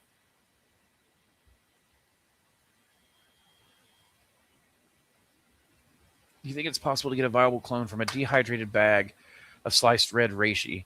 Love those very informative names on the mushrooms at Asian markets. So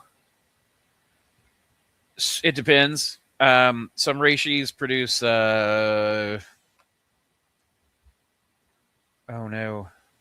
chlamydospores.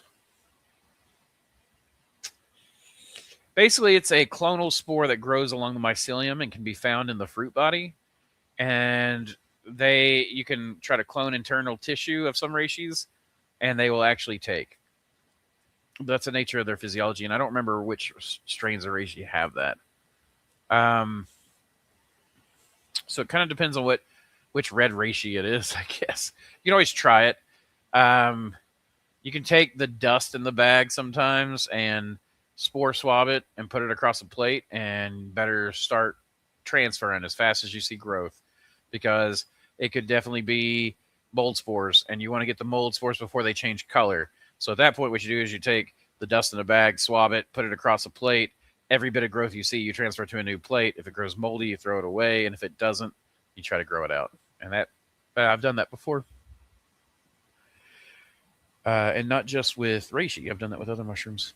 It comes down to relationships and good business morals. Yeah, I mean, that's basically what you got to do. And, when you're just selling online to everybody, there's not much you can do to make sure that everyone buying has good business morals. But I will say I've seen the instances of strain poachers plummet once I started putting terms and conditions on my website. And I'm about ready to start releasing some new kick-ass strains. Thanks. I'm not really getting obvious sectoring on the plate, so I'm confused a little. I didn't do serial dilutions or anything. If you're not getting obvious sectors, then what would I do? So it's growing in together. It may just be that they're all closely enough related that they recognize each other. So you're getting a single parent but multi-spore organism. So what this turns out to be, there are mushrooms out there with 3 parents or 4 parents. The nature of them is that as long as they recognize self as self, other as self kind of thing, then they'll grow into each other. And mushrooms have a variety of ways to protect themselves from doing it, but it also can happen. And so there can be genetic variability in a single strain. And that may be because they have 3 or 4 parents, and therefore they have 3 or 4 halves that they're working with. But if you're doing it from a single mushroom instead of multiple mushrooms, or 2 different strains, then it could be that there was enough in there that they were able to mate and scramble some of the DNA, but there's enough material there where it's like, oh, you're me and I'm you, kind of thing. So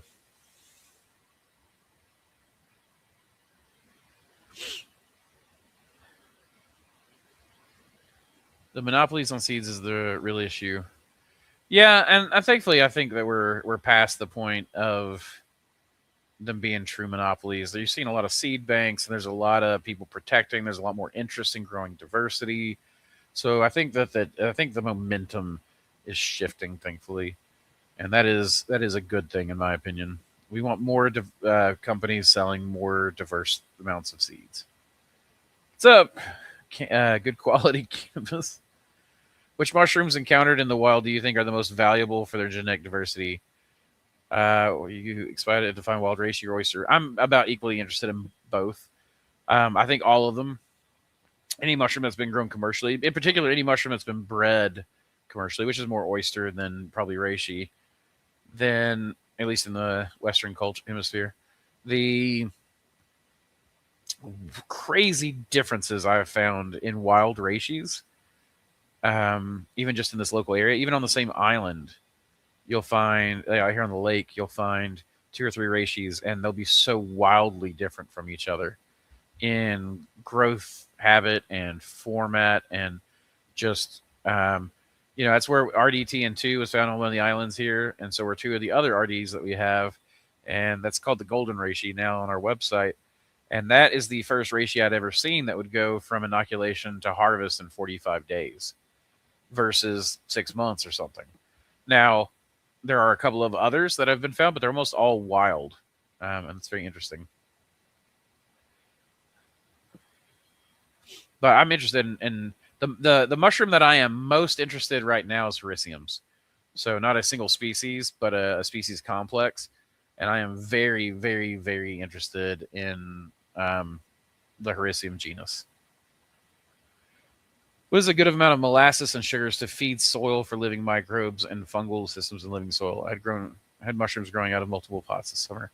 I don't really know. I don't really do molasses and sugars into my soils for the microbes or anything like that. I'm more worried about providing a lot of organic matter, and then that organic matter in the form of like spent mushroom compost and stuff.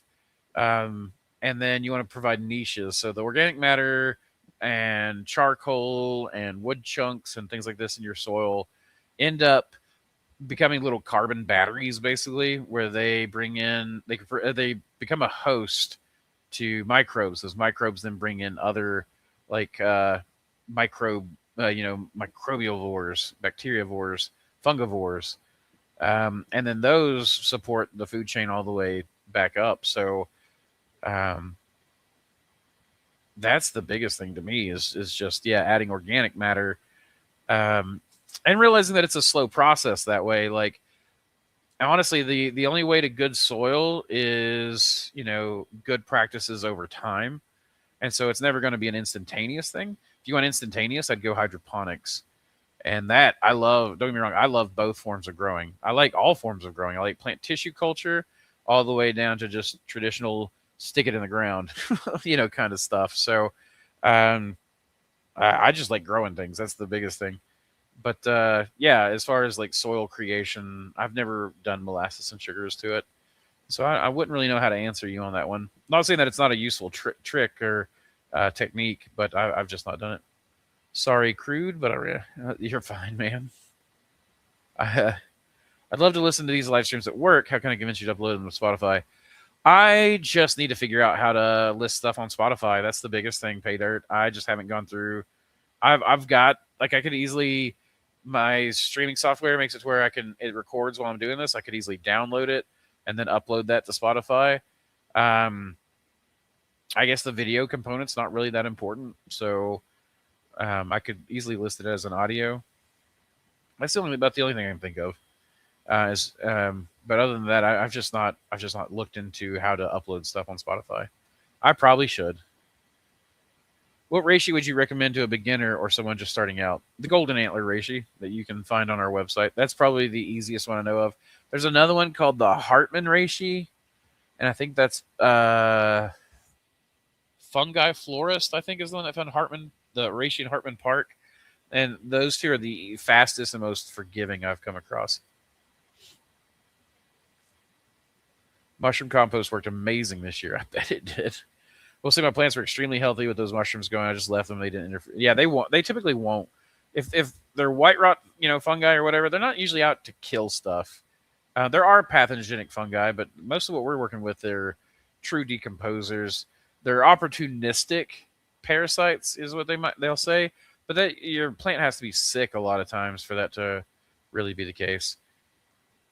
Have you tried any Korean natural farming techniques? So not specifically. Like, I've never actually read what Korean natural farming is.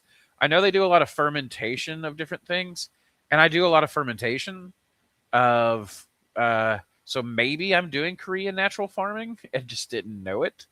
But I've got like 2 5-gallon buckets of open air liquid culture bubbling away right now that are not just um, mushrooms, but I have some bacteria, some other things. I've got some logs, some pony logs sitting in that liquid culture to see if they inoculate, and then I will probably bury those in my garden. So you're very welcome.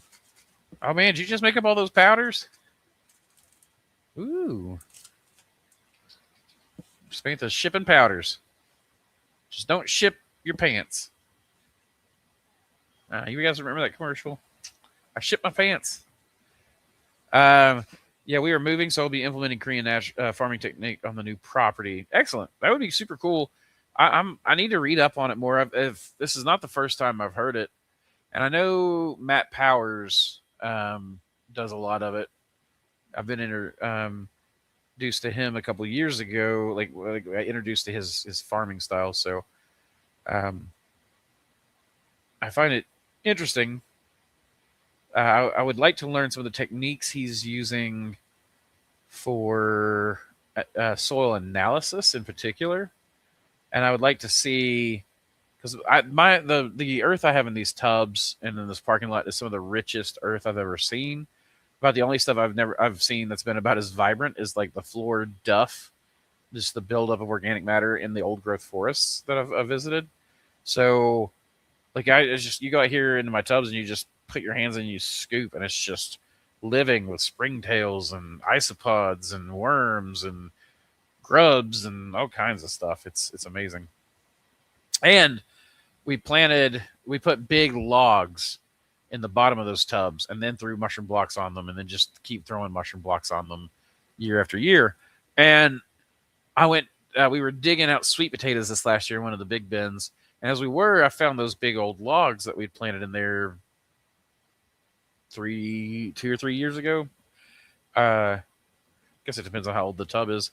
But those logs were now so punky you could just pull them apart. And as I did, you'd pull that thing apart and you could see just the fattest grubs sitting in those things. And what's cool is that those beetle grubs, a lot of them are fungivores.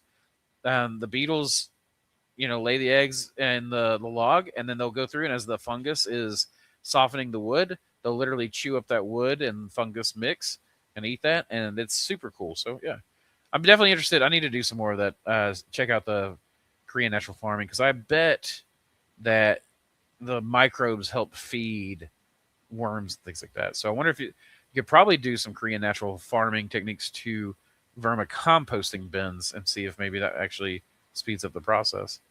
In your experience, do spent blocks work pretty well as soil by themselves?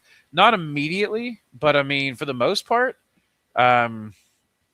these tubs that we have out here are almost 100% blocks. We've thrown some food scraps in them now, but we went and got our composter back from the old farm, just one of our spin composters, and we've been putting our food scraps in that. But yeah, I mean, they work pretty well. There's still a lot of nitrogen left in them if you're only flushing them a couple of times. And the plants, especially if you grow beans and stuff and rotate through, you're putting nitrogen back in the soil. So in my experience, they work great. About the biggest thing, Miro, is that in the 5-gallon buckets for the peppers, the peppers might deplete a 5-gallon bucket pretty quick. So we're actually moving to 7-gallon felt bags this year, so we get a little bit more in there.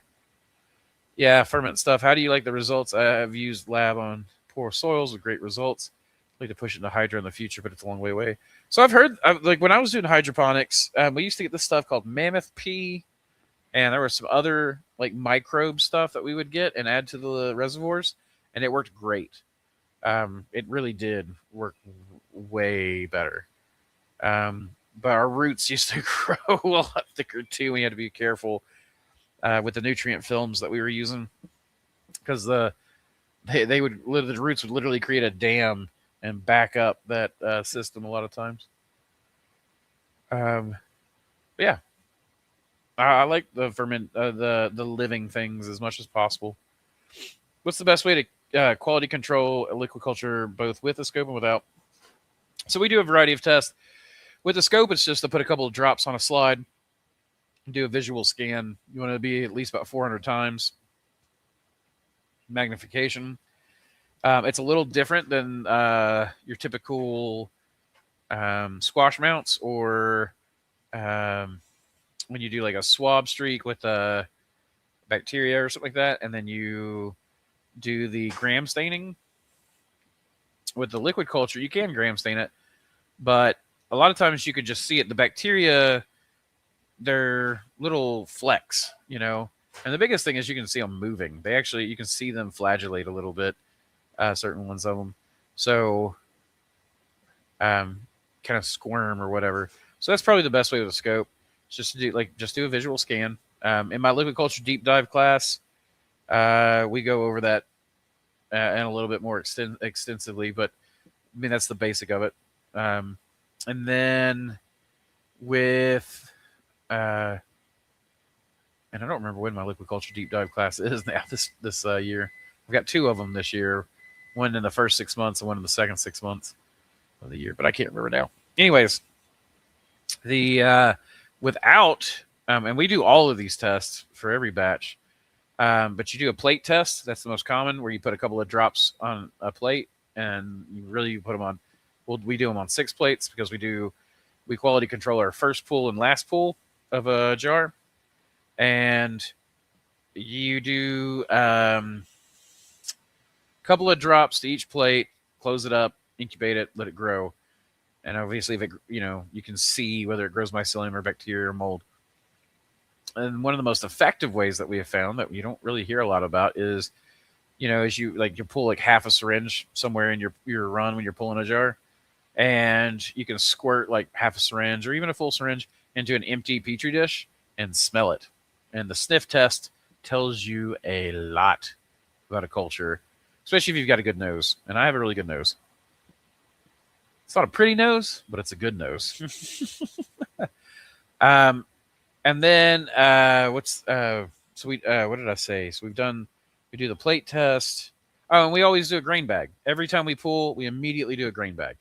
So you do your grain bag test, you have your liquid culture plate test, your liquid culture sniff test, and then a microscope scan. And that is most of what we do, but we do that for every single batch of liquid culture that we do. Let's see. Let me silence this phone real quick. No. I do not want you to play music. Okay. And notifications. There we go. The worms eat the hell. Yes, they do. Ever since I started mushroom farming, I've never needed to buy fish bait. I have not had to buy a fish bait in years. Our best foraging month of 2025 was December with oysters, lions, van reishi, mycology. Heck yeah. Did you clone them? Did you send them to me? I hope you cloned them. That was Brian. Savior B. Huh? She said hi, Brian. Are they mitospore on the Ganoderma fruiting body? I can't remember. I want to say they're called chlamydospores, but that's got to be wrong. That's got to be wrong. I'd love to see a tour of what plants you're growing in these spit and block bins. So I have a video on it, and I have a live stream on it, and I'll be doing some videos for sure, some more in-depth videos. But we absolutely do. Hey, there is Ed. Ed, I was flailing earlier, and I needed your help, and you weren't there. Good to catch you live. Will you answer this and tell him I'm on a live stream? Good to catch you live. 7 a.m. here now. I'm heading to work teaching chemistry, biology again. Oh, I'll just... No, I'm just kidding. I'll check this out later. Real work kind of sucks. Mostly getting up this early. Yeah, that's the big thing. I like being able to sleep in a little bit. I like working late and sleeping in. Looking for turbidity as well. I don't know. I don't really check. As in you need this? Yeah, whatever. I don't really look for turbidity. mainly because I like to grow using a high nutrient medium, and I've got a laser pointer. That's an astronomy laser pointer that I put up against the jar and I shine into it. And I do kind of check for that, but I'm not checking necessarily how clear things are, but how the mycelium is growing, how the light moves through it. Mycelium, when it's under attack from bacteria or stressed out by bacteria, will grow a little bit differently. And so that's kind of the only reason why I really do that. But I like to grow in like a slurry basically. And so when you're growing in a slurry, it's gonna be pretty thick. And that high nutrient media that I use, actually the nutrition goes a little bit beyond the carrying capacity of the water. So you already get some solids, precipitates, I think is what they call them, down in the bottom, and it makes a little bit of cloudiness. The mycelium will clarify that, but then by the time the mycelium is ready, I usually have it so thick and gloppy that it's a downright slurry, and there's no way to really check turbidity very well and quickly. Have you experimented with adding just enough agar to LC to make it so that it's thick enough to show contamination, but still thin enough to function as LC? I don't really know how that would work. I haven't tried that. There was a guy named Black Lightning on r/Xperimyco did a very interesting thing where he used gelatin, just straight up gelatin, and so animal byproduct in a liquid culture. And it was interesting because at room temperature, it was solid. But then you would take it somewhere where it's just slightly warm, not enough to kill the mycelium, but it would warm it up and it would be liquid, and you could spin it up and break all the mycelium up, and then it would re-solidify. And that interests me.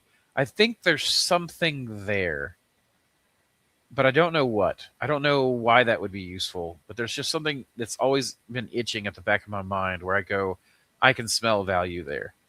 Maybe it's that it's a good way to make liquid culture in a warm environment, and then you can ship a solid that way. I don't know. That'd be interesting. Hey.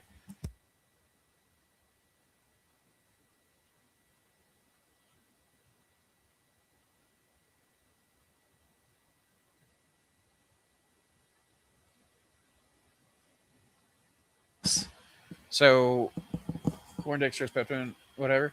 Are you saying we need these? Yeah, I'm completely out of corn dextrose, completely out of peptone. You've gone through all that batch of nutrition again?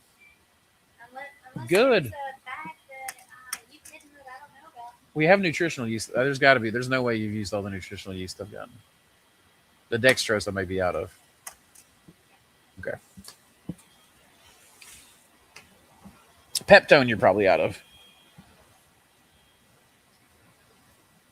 Add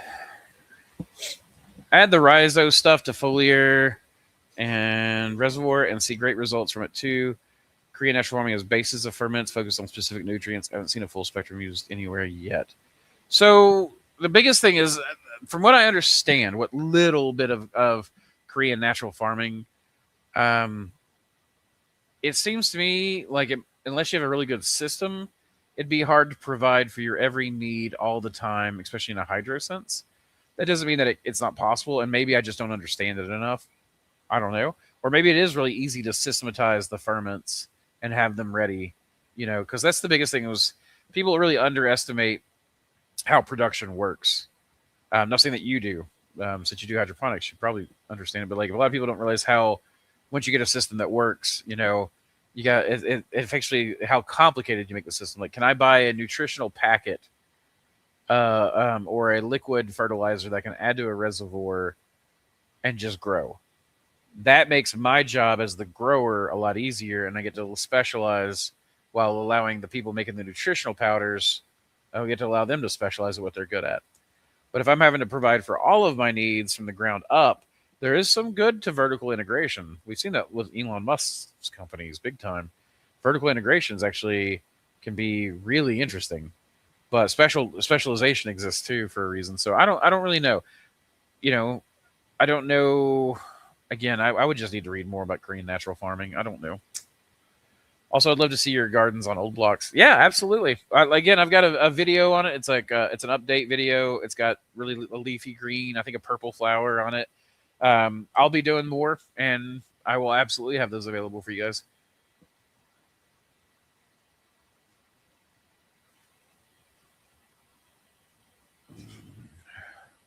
Hold on. So I was muted. Okay, it was just when I was talking to Samantha, right? Because that was what I was hoping for. I was trying to mute. No, I was just. I don't think it looked like people were saying I was muted, but it looks like I'm fine. So it was only like a couple of minutes, and that's probably while I was talking to you. Smell is definitely an underutilized sense for growing mushrooms. I even try to remember to give my agar cultures a careful sniff when I'm subculturing now.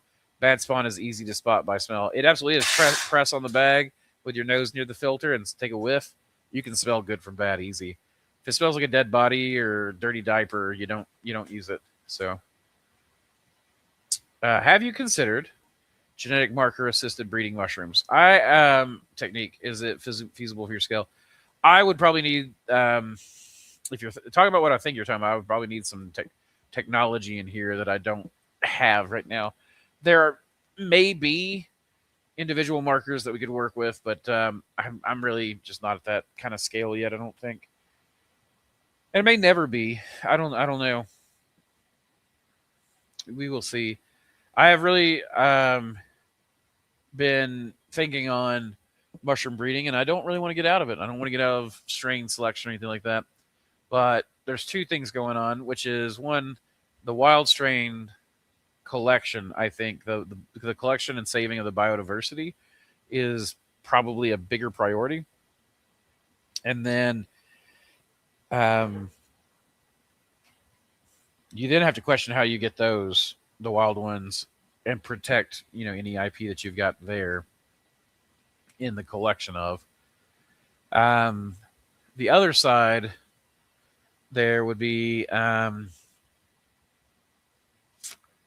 excuse me, you'd have, it's, I wonder how profitable breeding mushroom strains is. Is it too early in the mushroom world? So sometimes I wonder if I'm lined up in the right spot, we'll say. And we'll see. I do think people are starting to care about it. So, and I'm hoping that care continues to grow. But a lot of times people, when they find like one strain that they really like and does well in their system commercially, a lot of times they just go down to that one strain and they just produce a lot. And so it makes it harder for people who want to sell diversity to sell diversity. Systems might be a really good way to go. I've noticed that my spawn bags sometimes colonize all the way to the bottom perfectly, and sometimes the very bottom doesn't quite fully get covered. Consider these contaminated throughout. I wouldn't consider them contaminated. A lot of times what we would do, if you want to do the extra work, you can try reshaking them. But I never did the extra work. I just went ahead, as long as they grew down most of the way and then just stayed, where they didn't grow in the rest of the way on the bottom, I would just cut the bag near the top, fruit that, and a lot of times while they were sitting there on the shelf fruiting, they would continue growing in. I'm sorry, my line dropped sound.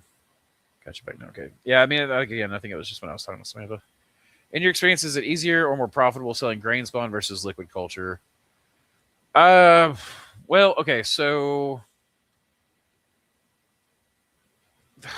you guys are probably tired of me saying it depends, but it depends.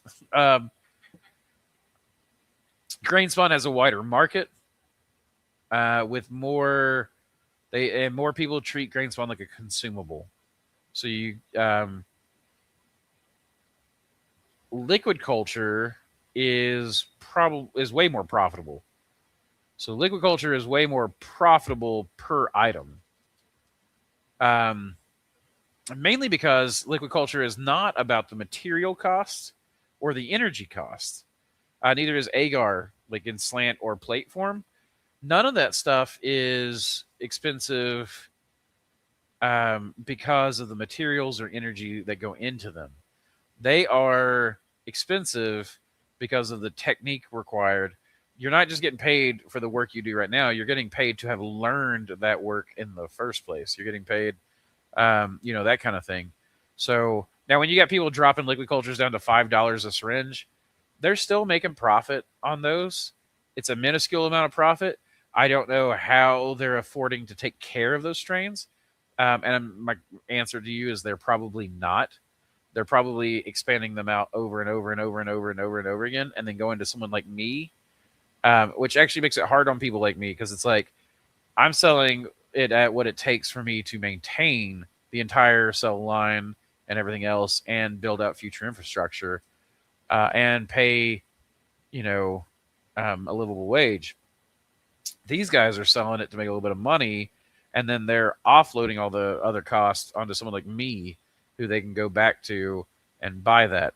And it sucks because it really cuts down on how much I would sell, right? If someone takes a $30 syringe of mine, they make liquid culture, they take no care to care for it at all and expand, come back and buy that one $30 syringe, but they sell hundreds of $5 syringes. They're doing a lot more work, but they're probably making a lot more profit overall, but they're having to do a lot more work for that profit. Grain spawn takes larger equipment than a liquid culture business would. But grain spawn probably has more repeat business more regularly. It also has a wider audience because people who are intimidated by liquid culture even can buy spawn. People are doing straw grows and they're just buying spawn in and inoculating straw. They don't ever have to keep up with the lab. They can just do the outdoor. So you can hit the outdoor and the indoor with spawn. So it's a different kind of market, if that makes sense, Eagle. So my answer is it depends, because you can make more money growing spawn or more money growing liquid culture depending on how you handle your business. That's the biggest thing right there. Guys, give me a moment. We're going to hit another word from our sponsor. I got to do some new sponsorship videos. I will. Give me some time to make some more commercials. But here we go. Hey, speaking of nutritional powders. Introducing the future of mycology, Dr. Silurian's Elixir of Mycelial Mastery. This isn't your average culture mix. It's a revolution in a packet, crafted for the dedicated cultivator seeking unparalleled growth. Experience the visual alchemy of this masterful brew.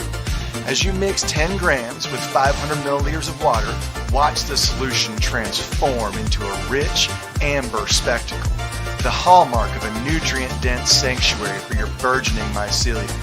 This is where vibrant color meets vibrant life, setting our elixir apart from the ordinary clear liquid cultures.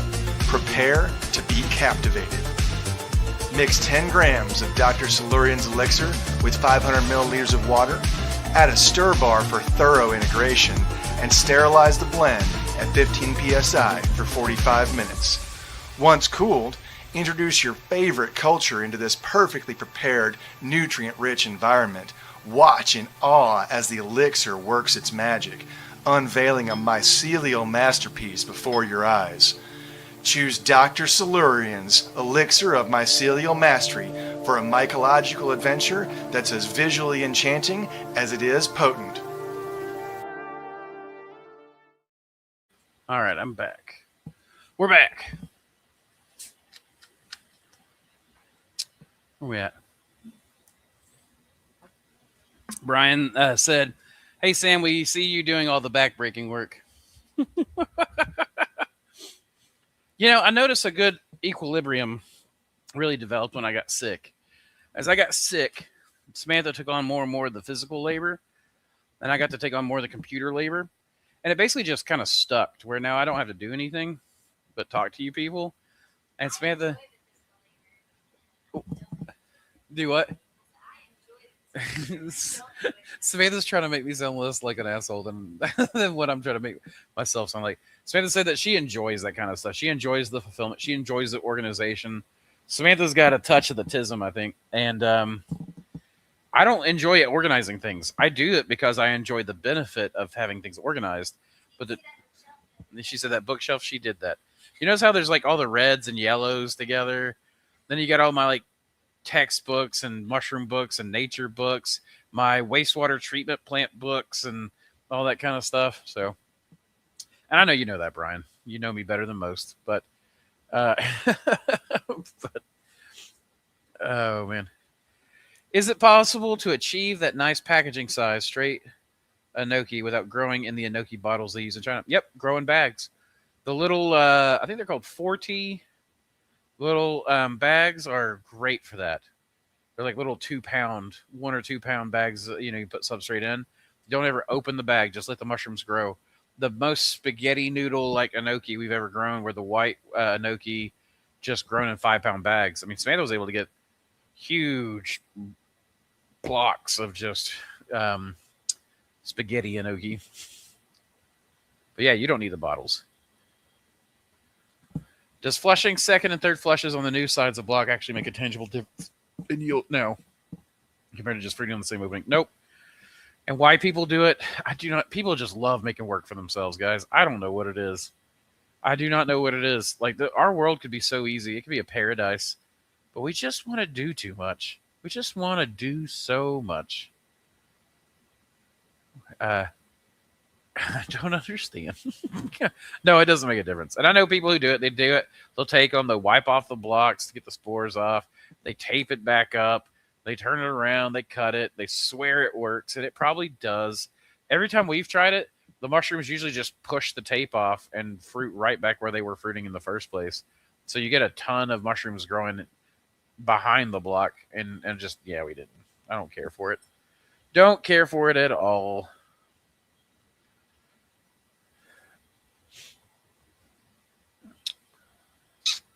Glad to catch you again. Thank you again for your time and constructive feedback.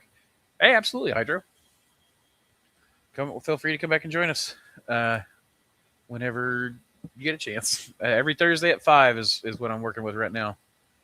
That bookshelf is sick. Love it. Thank you. Yeah, Samantha did a good job. And that right there, so she did my sci-fi series. So we have the oh gosh, that's such a hard movement. Okay, so we have the Expanse series. Oh my goodness. Expanse series. The Robot series from Asimov, the Foundation series. There's some random Ben Bova book for some reason. That's the Dune series. I don't remember where all the other series are. Do what? Bimbo is that just the sci-fi shelf? Okay. I need more sci-fi. Where's my Werner Vinci? Where's my Deepness in the Sky and Fire Upon the Deep? I see Starship Troopers. I see Starship Troopers. I see The Hobbit. I see Neuromancer. I don't see The Peripheral. I don't see... It's been borrowed. Man, we need to start a checkout. Because I don't know who's got all my books then. Do what? Yeah, and then there's Shogun, which is one of the best novels of all time, in my opinion, but that's not sci-fi. That's over in the non-sci-fi section, I guess.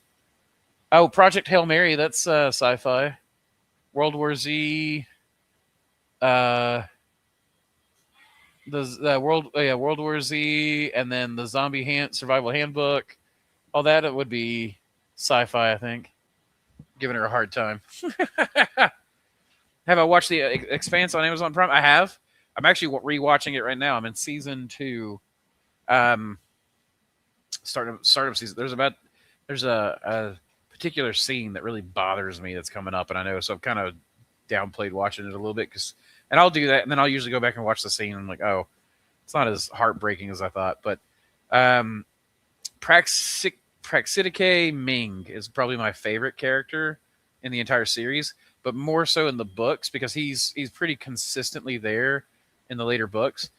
And again, I know a lot of people talk about the books are better than the show. That show is awesome. As far as like books to show goes, that's one of the best ones that's ever done. But they're missing the last half of the series. They cut it short. So you don't even get to see this incredibly benign, polite, dictatorship that they have to, that people have to live under. And the further look into the proto-molecule and all that kind of stuff, like it gets even weirder and even greater. And so, yeah, watch it. Absolutely watch it. Watch it. Read it. Especially since in the books, they go into so much more about the food systems, like what they're eating. There's big jokes about them people making people mushroom food. Like, oh, but I haven't seen so-and-so. Yeah, man, he's mushroom food now. Because he got recycled. People eat a lot of mushrooms. There's a one meal, you see it early on in the show and in the book, so it's not going to ruin anything for you. But they're like, the noodles are fake, the sauce is fake, the cheese is fake, but the mushrooms are real. So that's a good way to go. I live in Hobbiton, New Zealand. No shit, that's cool. That's one of my places I want to go visit. I love the Lord of the Rings. Like it's like, okay, yeah, that is actually super cool. What is your current source of grow bags? I heard it's dramatically cheaper to buy directly from China versus U.S. suppliers. It might be. I found that the Chinese bags tended to have more blowouts and things like that. Plus, my customer service wasn't in the U.S. But also, Mushroom Media Online is literally in the same warehouse as me. They took over 12,000 square feet of warehouse that way. Maybe it's 8,000, something like that. And I've got 4,000 or 5,000 square feet of this warehouse. And since they're right next door, and my business partner is the owner of Manowar, one of the owners of Manowar, I just go next door and buy bags. I don't have to ship. I don't have to wait. I don't have to carry loads of boxes, that kind of thing. I will say you can get bags cheaper from Eric Myers and Mushroom Media Online than you can buying directly from Unicorn. And you can get them cheaper from Mushroom Media Online. I think it's the cheapest option. I think he was $20 to $30 cheaper per case. Am I wrong? Maybe it's more than that. Maybe it's like, I can't remember. It's been a while since I've done my price comparisons of everything. It's been a few weeks, but yeah, I mean, I have convenience reasons, and then I've just got the fact that they're the cheapest source of bags. So even like, I think if you order a certain amount of bags, you get free shipping, which then also further cuts the cost even more. So that's who I buy from most of the time. But there's a lot of people to buy bags from. Is there ice fishing in season in Tennessee? No, we never get that cold. Our lakes never really freeze over, especially not with any thick layers of ice. All my little ponds have got layers of ice on them. I could ice fish in those. My little goldfish out. But that's probably about it.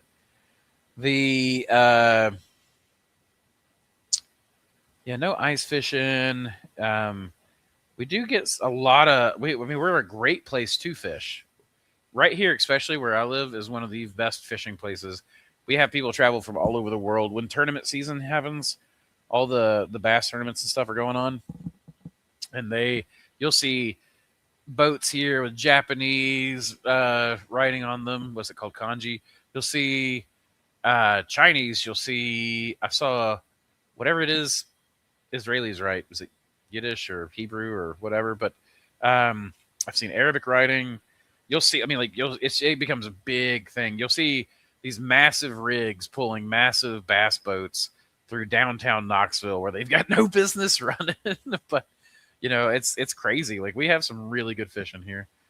And it's definitely going to be different than ice fishing, but, well, open water all year is not bad either.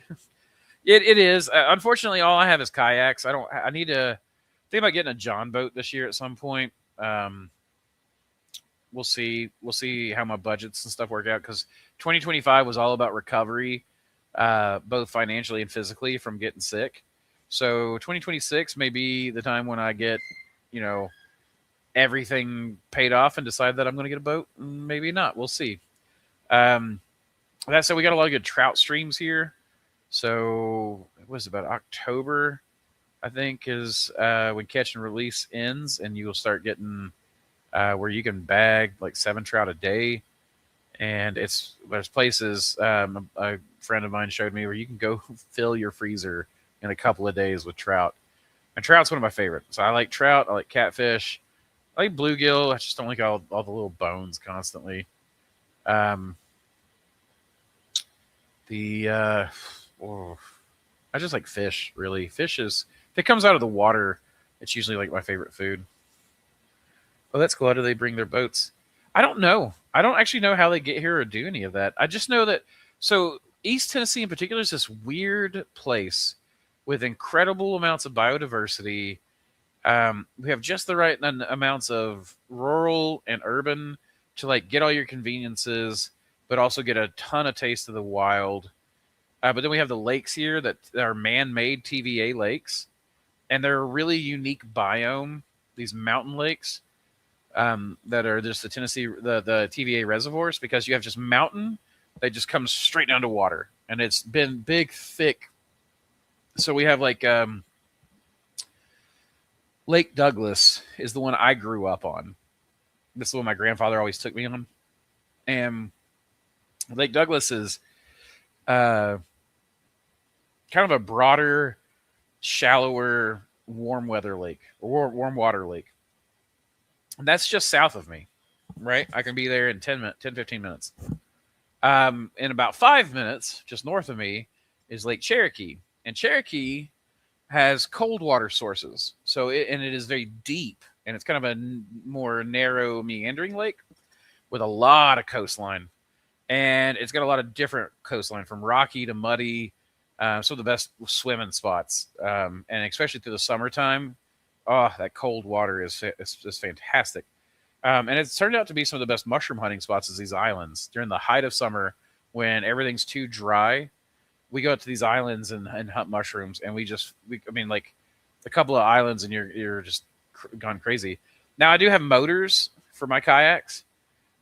So, like just electric trolling motors. So I can zip across and to lakes and stuff. Like it takes me very little time to get where I'm going. And it's super fun.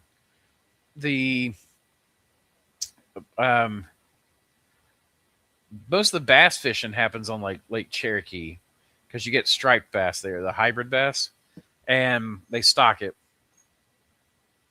And it's beautiful, beautiful, beautiful bass. It's actually, I think it's a little tastier than some of the other bass options, but yeah, as to how they bring their boats like from across the world, I have no idea. I thought there would be all kinds of because you got to make sure, here, if even going from one river to another kind of thing,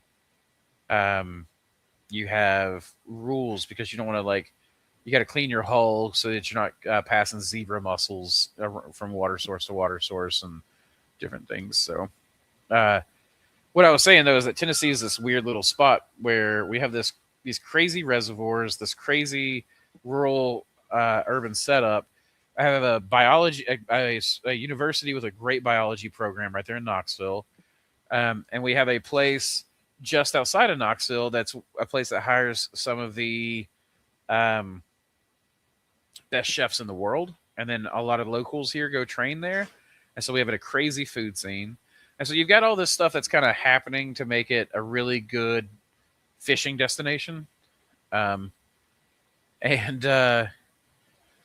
Then you throw in the fact that the Smokies are one of the oldest mountain ranges, with all these hollers that have incredibly high amounts of biodiversity. And then it's weird because this town, Jeff City, we have a lot of biology-based businesses. East Tennessee has a crazy ton of biology-based businesses, and it's people doing weird stuff. We have one of the world's largest inland marine saltwater hatcheries here in Jefferson City, like 5 minutes from my shop. It's where I worked in aquaculture at. So it's really crazy. Like, if you want to get into biology, we have some of for being kind of a small, low population area, we have just a crazy amount of biology tech going on in this area. And it blows my mind, because, you got us and you got other things going on. So Did you get bag blowouts when using the steam pasteurize? Not really. No, almost entirely the actual sterilizers. Now we'll get bag blowouts in the lab, even with the pasteurizer, because sometimes bags just have weak sidewalls. And when you go to shake them or test the air pressure by putting your hands and kind of bouncing them on there, you might blow out or whatever, or a gusset. Gussets fail a lot in bags, which is where the bag folds.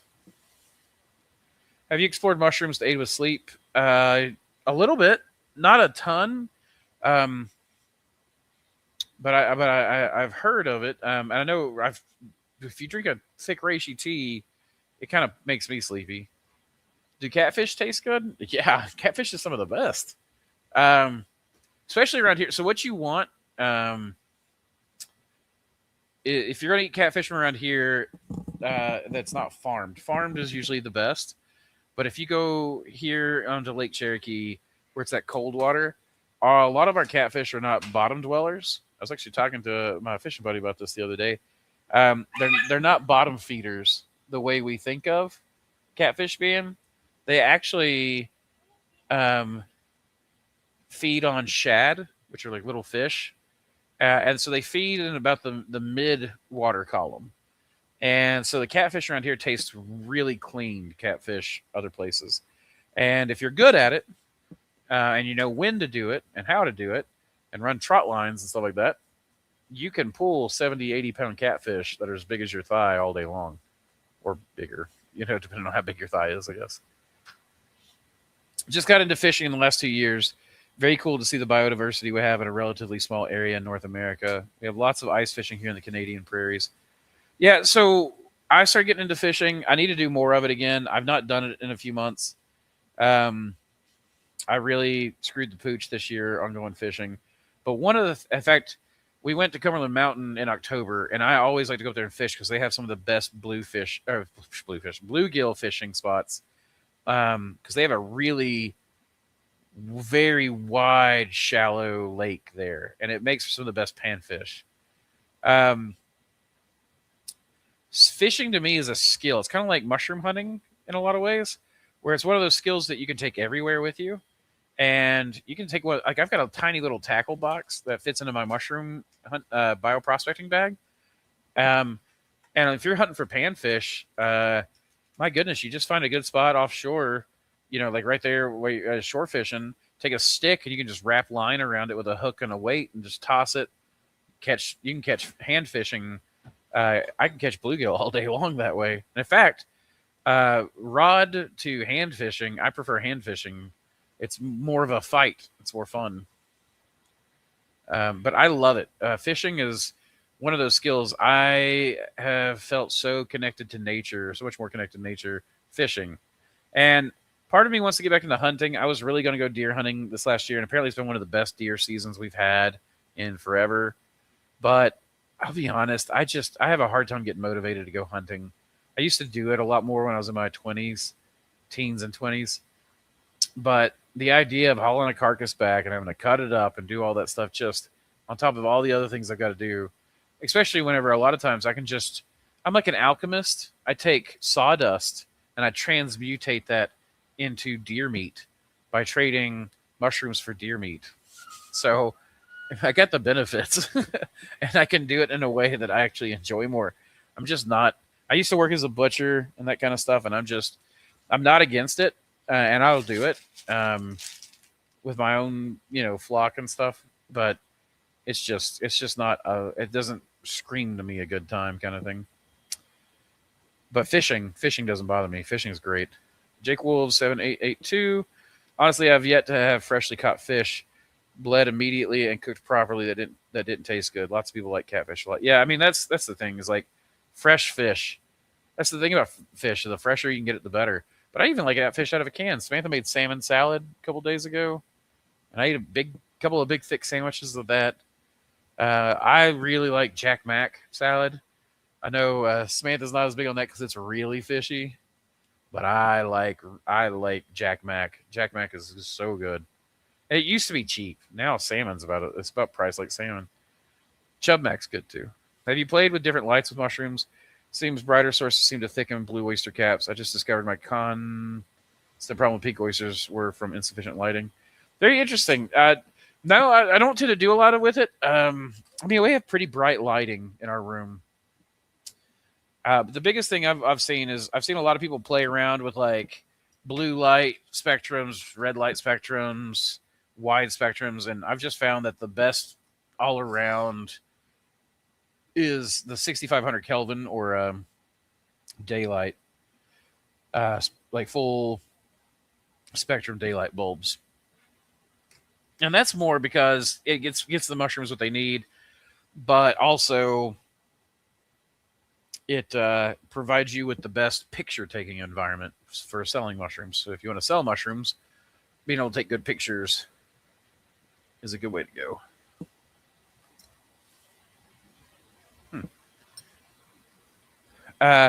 We got a lot of trout here, no catfish. Seems some people in the U.S. catch big catfish with just their hands. Oh yeah, it's called noodling.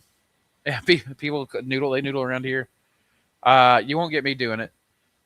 I know it's probably safe. And a lot of people talk about snapping turtles can't snap underwater. That's bullshit. They can. They don't normally. And they're normally, like, snapping turtles in the water are usually big cowards. I have never really, they try to get away from you. So it's not a big deal typically. But it just takes that one time. And I've seen a big snapper break a 2x4. And I ain't going to mess with that. So I'll just catch them on a line and hook. Thank you. We were down here at Mossy Creek in the spring of this past year, maybe the year before. And Brody and I were fishing. Samantha and Aislinn were boating around. I don't think Collier was with us. And I had my legs dangling off the side of the kayak in the water and just kind of casting back and forth. And I brushed up against some reeds on my left side as I was casting my right. And when I did, I heard and then saw something out of the corner of my eye launch off the shore. And the wave came straight at me. And I'm sitting, the water at Mossy Creek is it hits the lake. And the lake is not super clear water. But the water from Mossy Creek is incredibly clear. And it hits that lake water and creates some really interesting patterns in the water. But you can see really far down, and the water from Mossy Creek is incredibly blue for some reason. Blue, clear kind of stuff. Whereas the lakes tend to be full of algae and other plant matter, so they tend to look murky green, like an emerald green kind of color. Anyways, I can see all of a sudden underwater this thing swim directly under my foot that was just in the water. And it was a snapping turtle, and it was as big as my chest. It could have been way bigger, and it freaked me out. And it had no ill feelings towards me. It was moving on, and it was just going under me. It was not aggressive, but it scared the crap out of me. And so, did you see the way Myers was doing their maitake these days? It's so simple yet such beautiful maitake. I saw that he had beautiful maitake. I did not actually look at what he was doing. When I grow maitake, I'm actually thinking about growing a lot more because not very many people around here do it. And I've got chefs that are paying $16 a pound for the maitake blobs. They'd probably pay $18 for the fronds, but the blobs are so easy to produce because you never have to open the bag. But I'll go look at it, Jake. I appreciate you giving me a heads up. Maitake is one of the best mushrooms there is to eat. And I've got so many strains of maitake, and they need to all be tested. Looking outside, there are a dozen deer hanging out, eating away at my fruit trees. I wish there were more hunters. Yeah, that is one thing. I had an older gentleman here that ran a farm, and he was telling me he would pay me to go turkey and deer hunt on his property. Or he was like, you can do it for free. Just come get it. Bring all your buddies. Because he was growing watermelons. He was a farmer, and he'd grow these market gardens full of watermelons, and the turkeys would come and poke a perfect little hole in the top, and then with their long necks they would eat the inside of the watermelon out. So that he said he'd go out there and he'd see all these watermelons, and he'd go to pick them up, and there'd be a hole, and they'd be empty, just like these empty watermelon rinds sitting around with the turkeys and all eat them out. And he's like, they are killing my profit line. He's like, come out and kill all the turkeys you want. He said, I don't even care. I won't tell. I'm like, no, I wanted to do that. So part of it too is that photography took over for me. Photography took what guns and hunting used to do for me. I love guns. I have guns. I have guns for protection. I have guns for hunting. I have, you know, pistols and shotguns and rifles and whatever, blah, blah, blah. And I have all that stuff. And it's cool. But the cameras, if you like geeking out about guns, cameras are just as geeky. You can geek out about focal lengths and f-stops and just all kinds of stuff, right? And then you get to go out, and I get to go out and spend all day in nature, and I get to shoot as many animals as I want, and I get to carry them all back home with me. And the animal gets to walk away, and I get to walk away. I get to shoot that animal multiple times if I want, just with the camera. And yeah, I really like that. That's more fun to me, is the nature photography, wildlife photography. But again, that's not even something I get to do all that very often.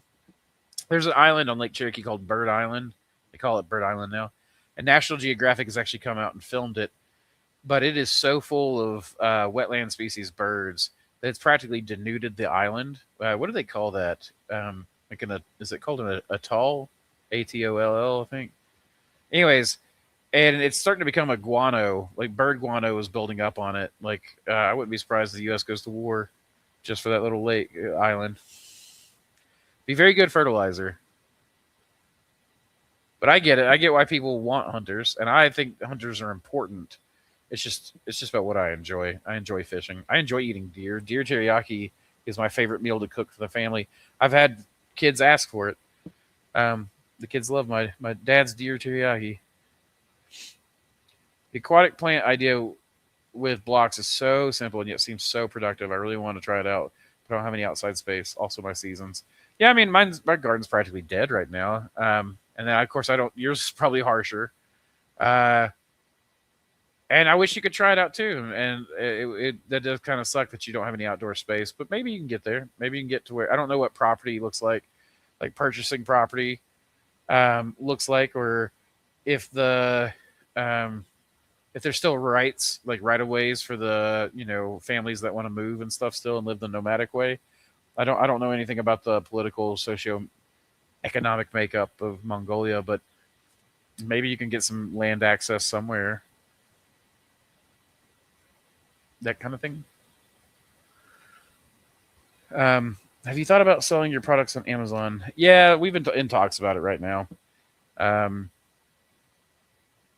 The nutritional powders in particular, we do a fair amount of that through the website, and not to give away all my secrets, but the nutritional powder is probably it's not my best seller, but it is probably a significant portion now of my income. And it's a product, thankfully, that I can just buy pieces in, make up, and get out the door much more quickly than living things a lot of times. And so I've thought that would be a perfect product. I don't know that I want to do liquid culture on Amazon, but I might. The plant starts we were talking about selling. I don't know if those would just be on our website or Amazon or what, but I don't know. Yeah, it would just depend on a lot of factors, but I do think that the nutrition. I know there's there was one person selling a nutritional powder on Amazon, and then I started selling a nutritional powder, and I started pushing it. I started getting a lot of traction, and then I noticed right after that there are 2 or 3, 4, nutritional powders sellers now on Amazon. I don't think any of them sell a nutritional powder quite like mine, but and we're gonna have a variety. It's not just LC premix and agar premix. We also do the culture cleanup premix. I have a block premix that I'm about to bring out to the market. I've done a lot of work getting certain vitamins and minerals and testing, and I need to send out some to a couple of other vendors for testing for them to pay for the, or not for them to pay, but for us to pay for um, the testing of their products. Some grown with the powder and some without. Like we're in the early stages of all that, but that's the kind of stuff I would probably sell on Amazon the most. I'm also working on a bioreactor design, and I'm not sure if I'm going to release it or not. Um, I've thought about just open sourcing it, but then I've thought about just going out and selling it, and I'm not really quite sure what to do on that one. So we'll see. But that would be another thing that I could sell on Amazon. Properties are relatively cheap here, but the seasons, I assume, would not allow me to grow meaningful amounts of plants fast before they freeze and die. Yeah, I don't know how long your summer season is. But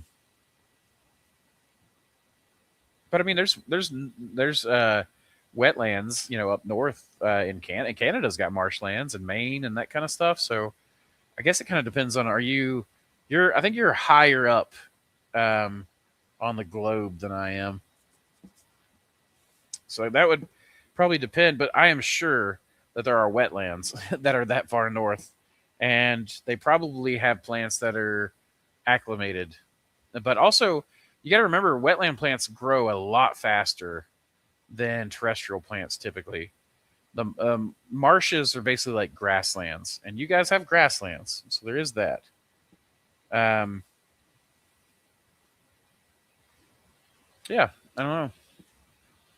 I would need to look at some climate stuff, I guess. Snake venom eater? I don't know what that means. We get something like 120 frost-free days a year up in Canada. That's enough to grow. I mean, that's definitely a shorter growing season than I have. That's definitely much shorter. And our winter right now, I've got plants. Probably this freeze last night probably killed them finally, but I don't know what's going on. Winter's like a month late here, so I still like my bloody dock has. I don't know. There's been hard freezes outside. My bloody dock will not freeze for some reason. It gets very cold, but I need to look that up. Why bloody dock? Bloody dock is also, guys. If you haven't seen bloody dock, it is one of the most beautiful plants. I love. Like I am seriously thinking about growing it as an ornamental, but we make greens out of it. It's got a very kind of a citrusy, lemony kind of flavor to it. Very lightly. I mean, it's definitely tastes like greens, but it's like greens with a hint of lemon to it. It's very good, for you. It's used as a medicinal herb a lot of times. But that water spinach and water celery, oh, it makes for some good greens. Actually, celery greens are amazing. I'm probably gonna grow a lot of beets this year. Probably gonna grow potatoes. So we got a lot of things we're gonna work on. In fact, Samantha and I are talking about this season. We're actually going to tailor our garden. We've talked about doing the market garden, and that is still a distinct possibility. And so that we're very much considering. But the other side is that we are considering just seeing if, we can make the money off the mushrooms, right? The profit, and then have this entire garden out here provide us with as much food as possible. We'll see. I don't quite get the popularity of bioreactors. The lids look so proprietary, and the whole thing is uber expensive compared to normal jars. Yeah. When I say bioreactors, I'm talking about like modified jars. A jar is a bioreactor. You just don't hear it called that, but the job that it does, it is technically what's called a bioreactor. Even our spawn bags are solid. What's it? Solid state fermentation, not solid state fermentation, solid substrate fermentation, solid media fermentation. That's it. Bioreactors. So the bags are technically bioreactors. Anytime you have a living thing, in a container, that contain and you're feeding it a stock and to get a product, that is a bioreactor. Here we go. The table was not wanting to go back for some reason. Sorry. That's much better. I was wondering why I could not get myself back, but it's because I was literally still inches from the wall.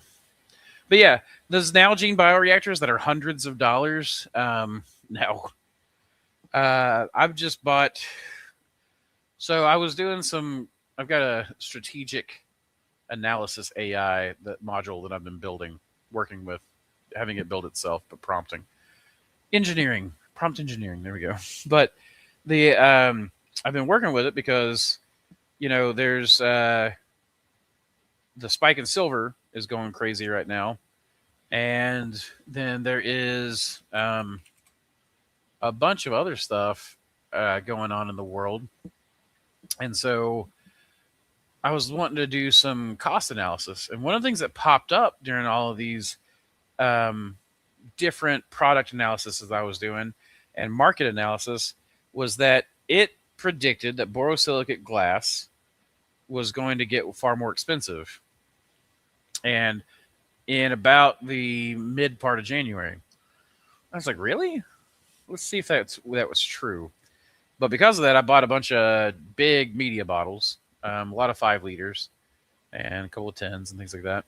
But I went ahead and bought those on the cheap because they were on sale on Amazon. So I was like, well, I'll go ahead and buy them because I'm building out this new system anyways, and those are parts of the system.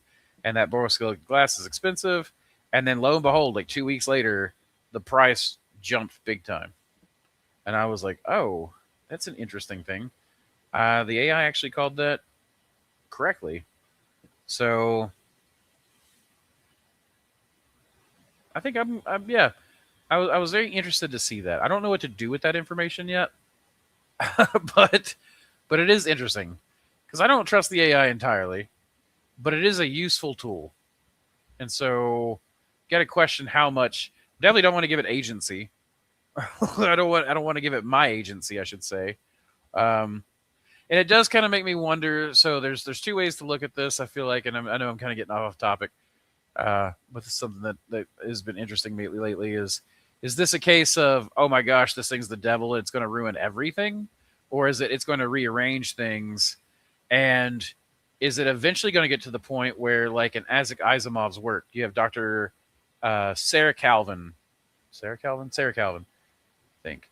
Dr. Calvin says to a reporter that's interviewing her, this was before man had built robot, because this is the robot series, and before man had built robot, man was alone to face the universe, and then basically now that he's built robot, he has a friend who doesn't tire and is stronger than him, to help him face the universe, kind of thing.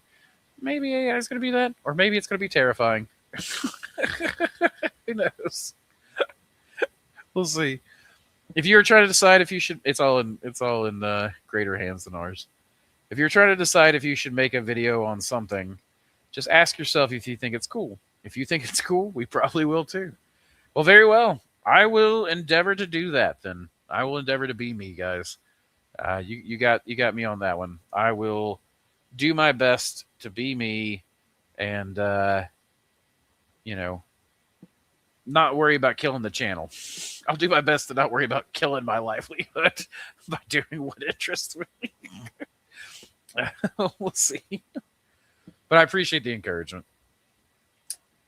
5 to 6 months of summertime is what you get. Well, that's like, isn't that what I get? I mean, we get, so our growing season's like May, June, July, August, September, and harvest season's really in October. So that's like 6 months, Jake. That sounds like you're about like me. In fact, let's just look it up real quick. What is the growing season in Mongolia?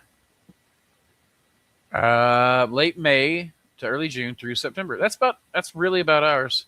Due to its harsh continental climate and long cold winters, though it can vary by region.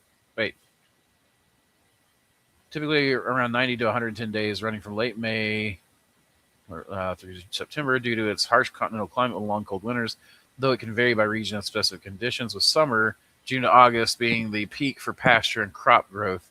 The season starts generally late May to early June, with frost risk diminishing and ends around mid-September, with some areas extending slightly earlier or later. Yeah, I would say that's kind of like what our high summer is and stuff. Travel to Mongolia. If only. I need to get my passport renewed so I can go visit you. Eagle says, AI has been useful, but it's so frustrating when it's both wrong and very common. Yeah, that's for sure. So the way someone really likened it to me that made me a little bit more comfortable with it was that, because they're like, man, it's killing the artists, right? And then someone was like, it's lifting the composer, or it's decreasing the barrier to entry to being the composer. If we look at humanity as, is it fun to learn to draw the straightest line ever? Probably not. But, is it more human to, like, a robot can draw a straighter line than we ever can, probably, no matter how much hard we work.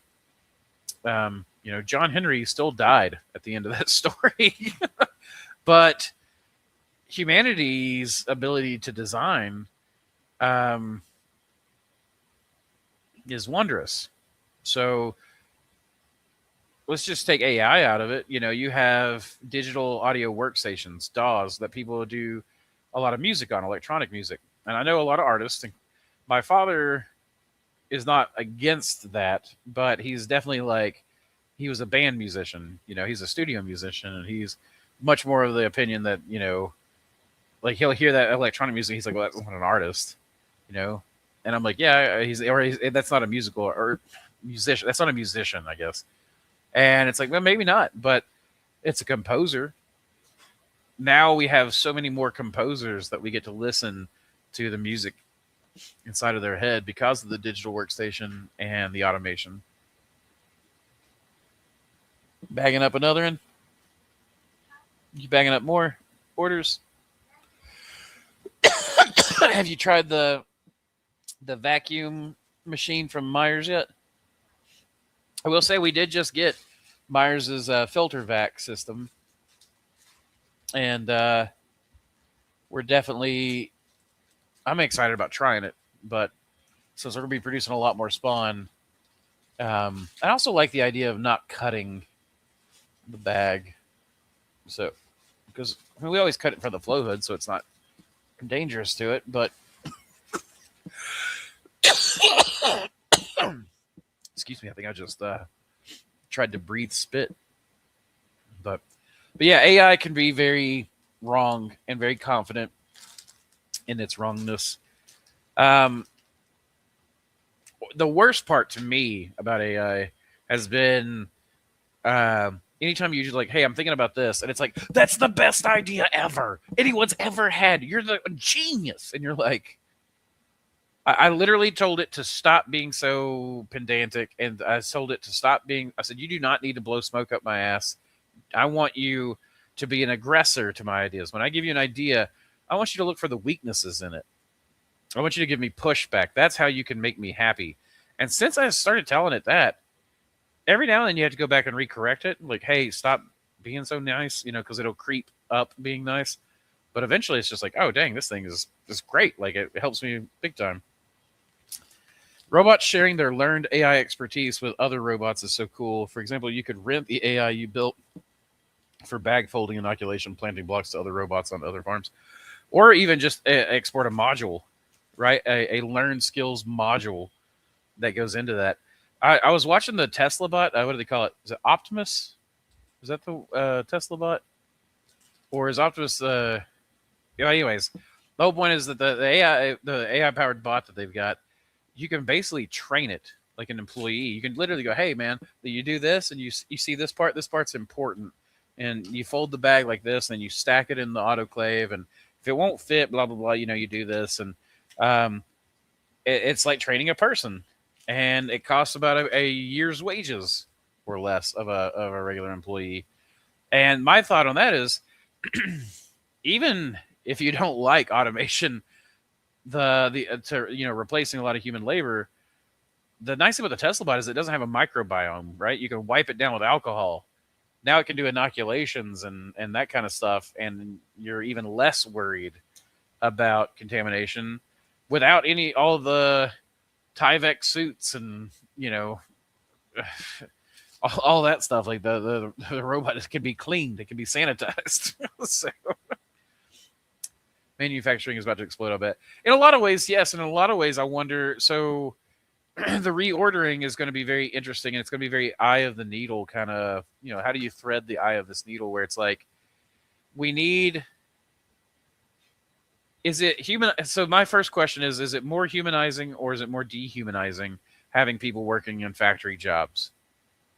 Well, having pay is a humanizing thing, right? Because it allows you to do other human things.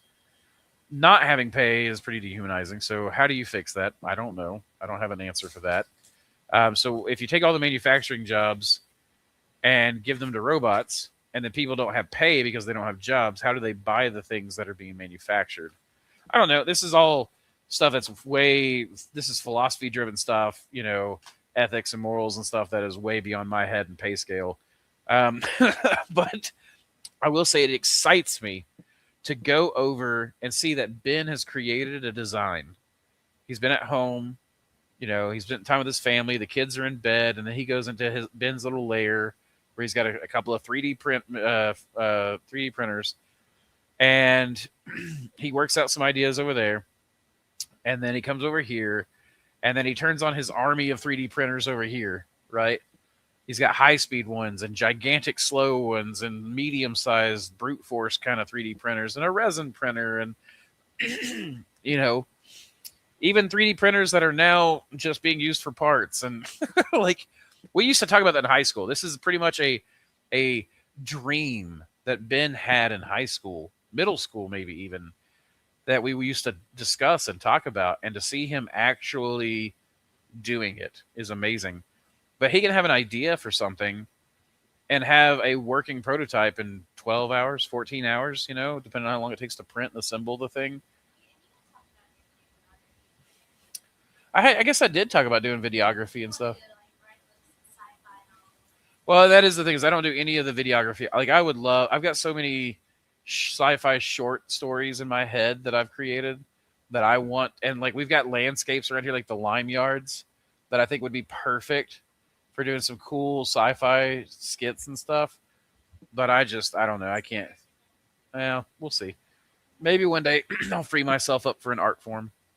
Anyways, the point is, like, growing life and stuff. Like, I've always thought it's a sacred thing to bring life to places where, bring flourishing life to a place that has no flourishing life. It's a sacred act. And that's a dream come true for me. The whole point of that, though, is the robots. Like, Ben is able to manufacture so much of what he manufactures because of those 3D printers. And he's getting to lean into the technology. So he hires fabricators to do a job for a while, that he then comes in and he may eventually design the part to work on the 3D printer, and bam, then it works. So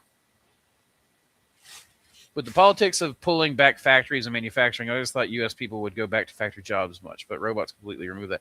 Well, we're facing a demographic cliff too. We're literally facing a lower population rate, and some people want to solve that by mass immigration. There's pros and cons to that. The robots, though, allow us to keep the productivity while maintaining a smaller population. Now, is that desirable? I don't know.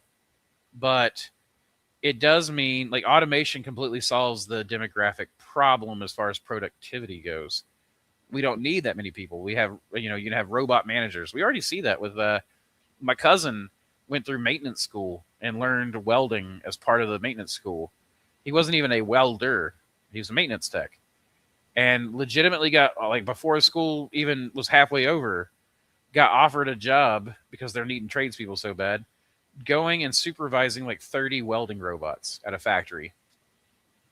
And he was going to get paid really good money to do it. And so, maybe we get more jobs like robot supervisor. I don't know. It'll be very interesting to see. Well, and Sveta has made a really good point just now, which is it does the repetitive, backbreaking labor that would normally break people. You know, her father is a heavy equipment mechanic, and he's talked about, you know, her dad's about the same size she is, and he's like talked about how that's actually saved his back. He thinks, and that he doesn't even try to lift the super heavy stuff. He does it properly. But he's like, a lot of these big guys go, oh, well, I can manhandle it. And so they manhandle it, and they eventually, over years, break their back. So is it, that's the thing. I hated, the factory felt repressive to me. I hated it. It felt soul crushing to me to sit there at the factory line. I, right. Right. Yeah, one person babysits these things that are able to produce more, which reduces the price on the thing. And maybe it also means, like, maybe a lot of our economy is people just trying to make a buck to survive, so they're selling stuff that's unnecessary. Like, I would love to see, the answer is not growth at all cost all the time. That is kind of the way we've built our system, but I just don't feel like that's the right solution, because no organism, no society, no anything grows forever.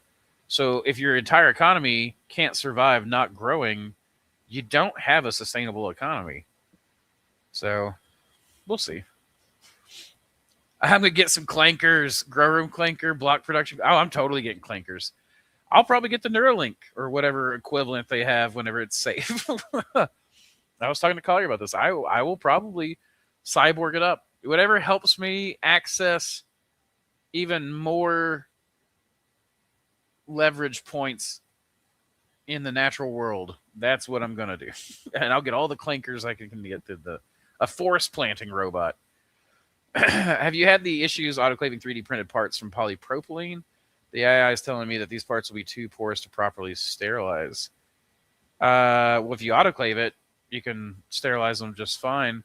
There are polypropylene-like resins, and so what we have found is that there is filament that's autoclavable that holds up a lot better than the autoclavable resins that we've worked with. So we've got a couple of products that are going to need autoclaving regularly, and yeah, we found that these tools are better. They survive the autoclave better on the filament printers so far. We'll see what else they do, going forward. But I'm sure that there's dental resins out there that probably would work really well for the resin 3D prints. The resin, so it's super cool. Like, I like seeing both of them, because the 3D filament printers build something, it rises, but it gets built. The machine gets taller, goes taller and taller as that thing gets built. But then the resin printers, it's like something ascends from the goo. Like, there's just goo there, and then a shape just forms out of it. It's crazy looking. I love it. I love technology. I don't think high tech is the answer all the time. In fact, I think that we go high tech too often. But I do love high tech. I love production. I like being in factory or production environments, but I don't like having to watch that single line, the whole time. But again, like, that just felt really soul crushing to me. Or like when I worked at Colgate as a temporary back in 2007, probably. You just take boxes with empty toothpaste tubes in them, flip them upside down. You have to squeeze them a certain way, flip it upside down, load it in the machine. And when you were on line A, you're doing about a box every 5 to 6 seconds, and you just did that for hours and hours and hours. Mushrooms have been a lot nicer to me. A lot nicer to me. More stressful in some ways. Owning your own business is definitely more stressful in some ways. But then being like standing there and going, I want to throw this box, and then you just keep loading boxes, and that's its own kind of stress. So, all right, guys, we're at 2 hours, 59 minutes, and 53 seconds. So I'm going to go chill out. and hang out and sit there and poke Samantha a few times and be like, hey, let's stop working. But she's gotten quite a few orders packed up and ready to go, looks like. And she's doing, in between that, she's doing texts and emails and stuff. So, well, guys, I really appreciate you joining me. This has been a really fun time. I know we got off the rails there onto weird philosophy and societal collapse stuff, but I guess that plays into the part of self-sufficiency that I was going to talk about today, right? I actually thought it was funny. I didn't want to bring up AI on the survival podcast because I didn't know how that crowd, like, there's some weird AI hate out there. But then I saw that Jack is literally teaching today at Matt Powers' soil expo class thing, whatever. He's literally teaching about self-reliance and AI and how to use it to help gain self-reliance and stuff, I guess. So I think that's interesting. There's frustrating things about AI. So they said she knows that there's frustrating things about AI and she can understand the fear. But she thinks that there's a lot of helpful things too, if it's used correctly. I'm choosing to be optimistic instead of fearful. Yeah. I'm choosing to be, don't get me wrong, I still got my own concerns, but Samantha said as an artist, she's already seen where what? Where she's been replacing someone else? Where you've been replacing someone else. What did you say? Then what did you say? Just repeat the word. Where AI has replaced you. Okay, that makes a lot more sense to me. Yeah, in some ways. Yeah. You guys see our communication style. Did you say plates? But you see how it's replacing people. Like the artist gig economy. Logos are gone. Yeah, logos are gone. Yeah. But it lets a customer give me a series of logos that they would rather have, and then I can convert that in a way that makes sense. But then Savannah said that she can get hired by someone to create a logo for them, and then she can give them way more variants and options than what they would normally have before, and then she can go and take those, finalize the images, do whatever work is necessary on those. Excuse me. Or they could do the prompts and give her the output from the prompts to her. So, and then she can do the work from there. And then she said that she's basically becoming the translator between the design and the machine. The person wanting the design and the machine, I guess. And the print. Oh, and the printers, the printability, the legibility of the logo. Gotcha. That makes sense. All right, y'all.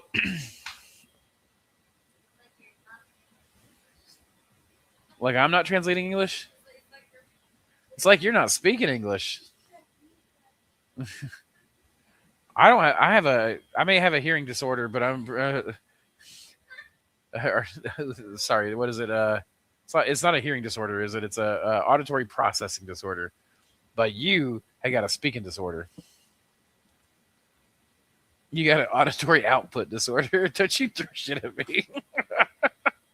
All right, guys. I'm heading off. Good night, everyone. Thank you all so much. It's been a good one. Keep spawning culture, y'all.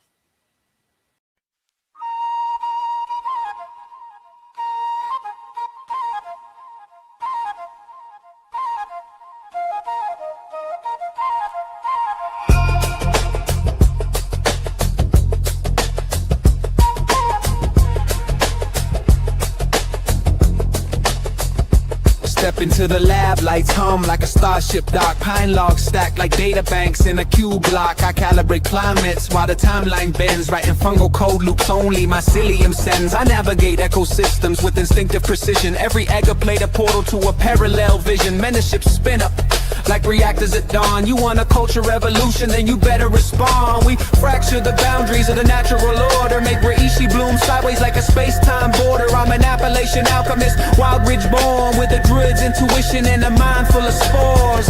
Keep spawning culture. We're the network underfoot, the unseen sculpture.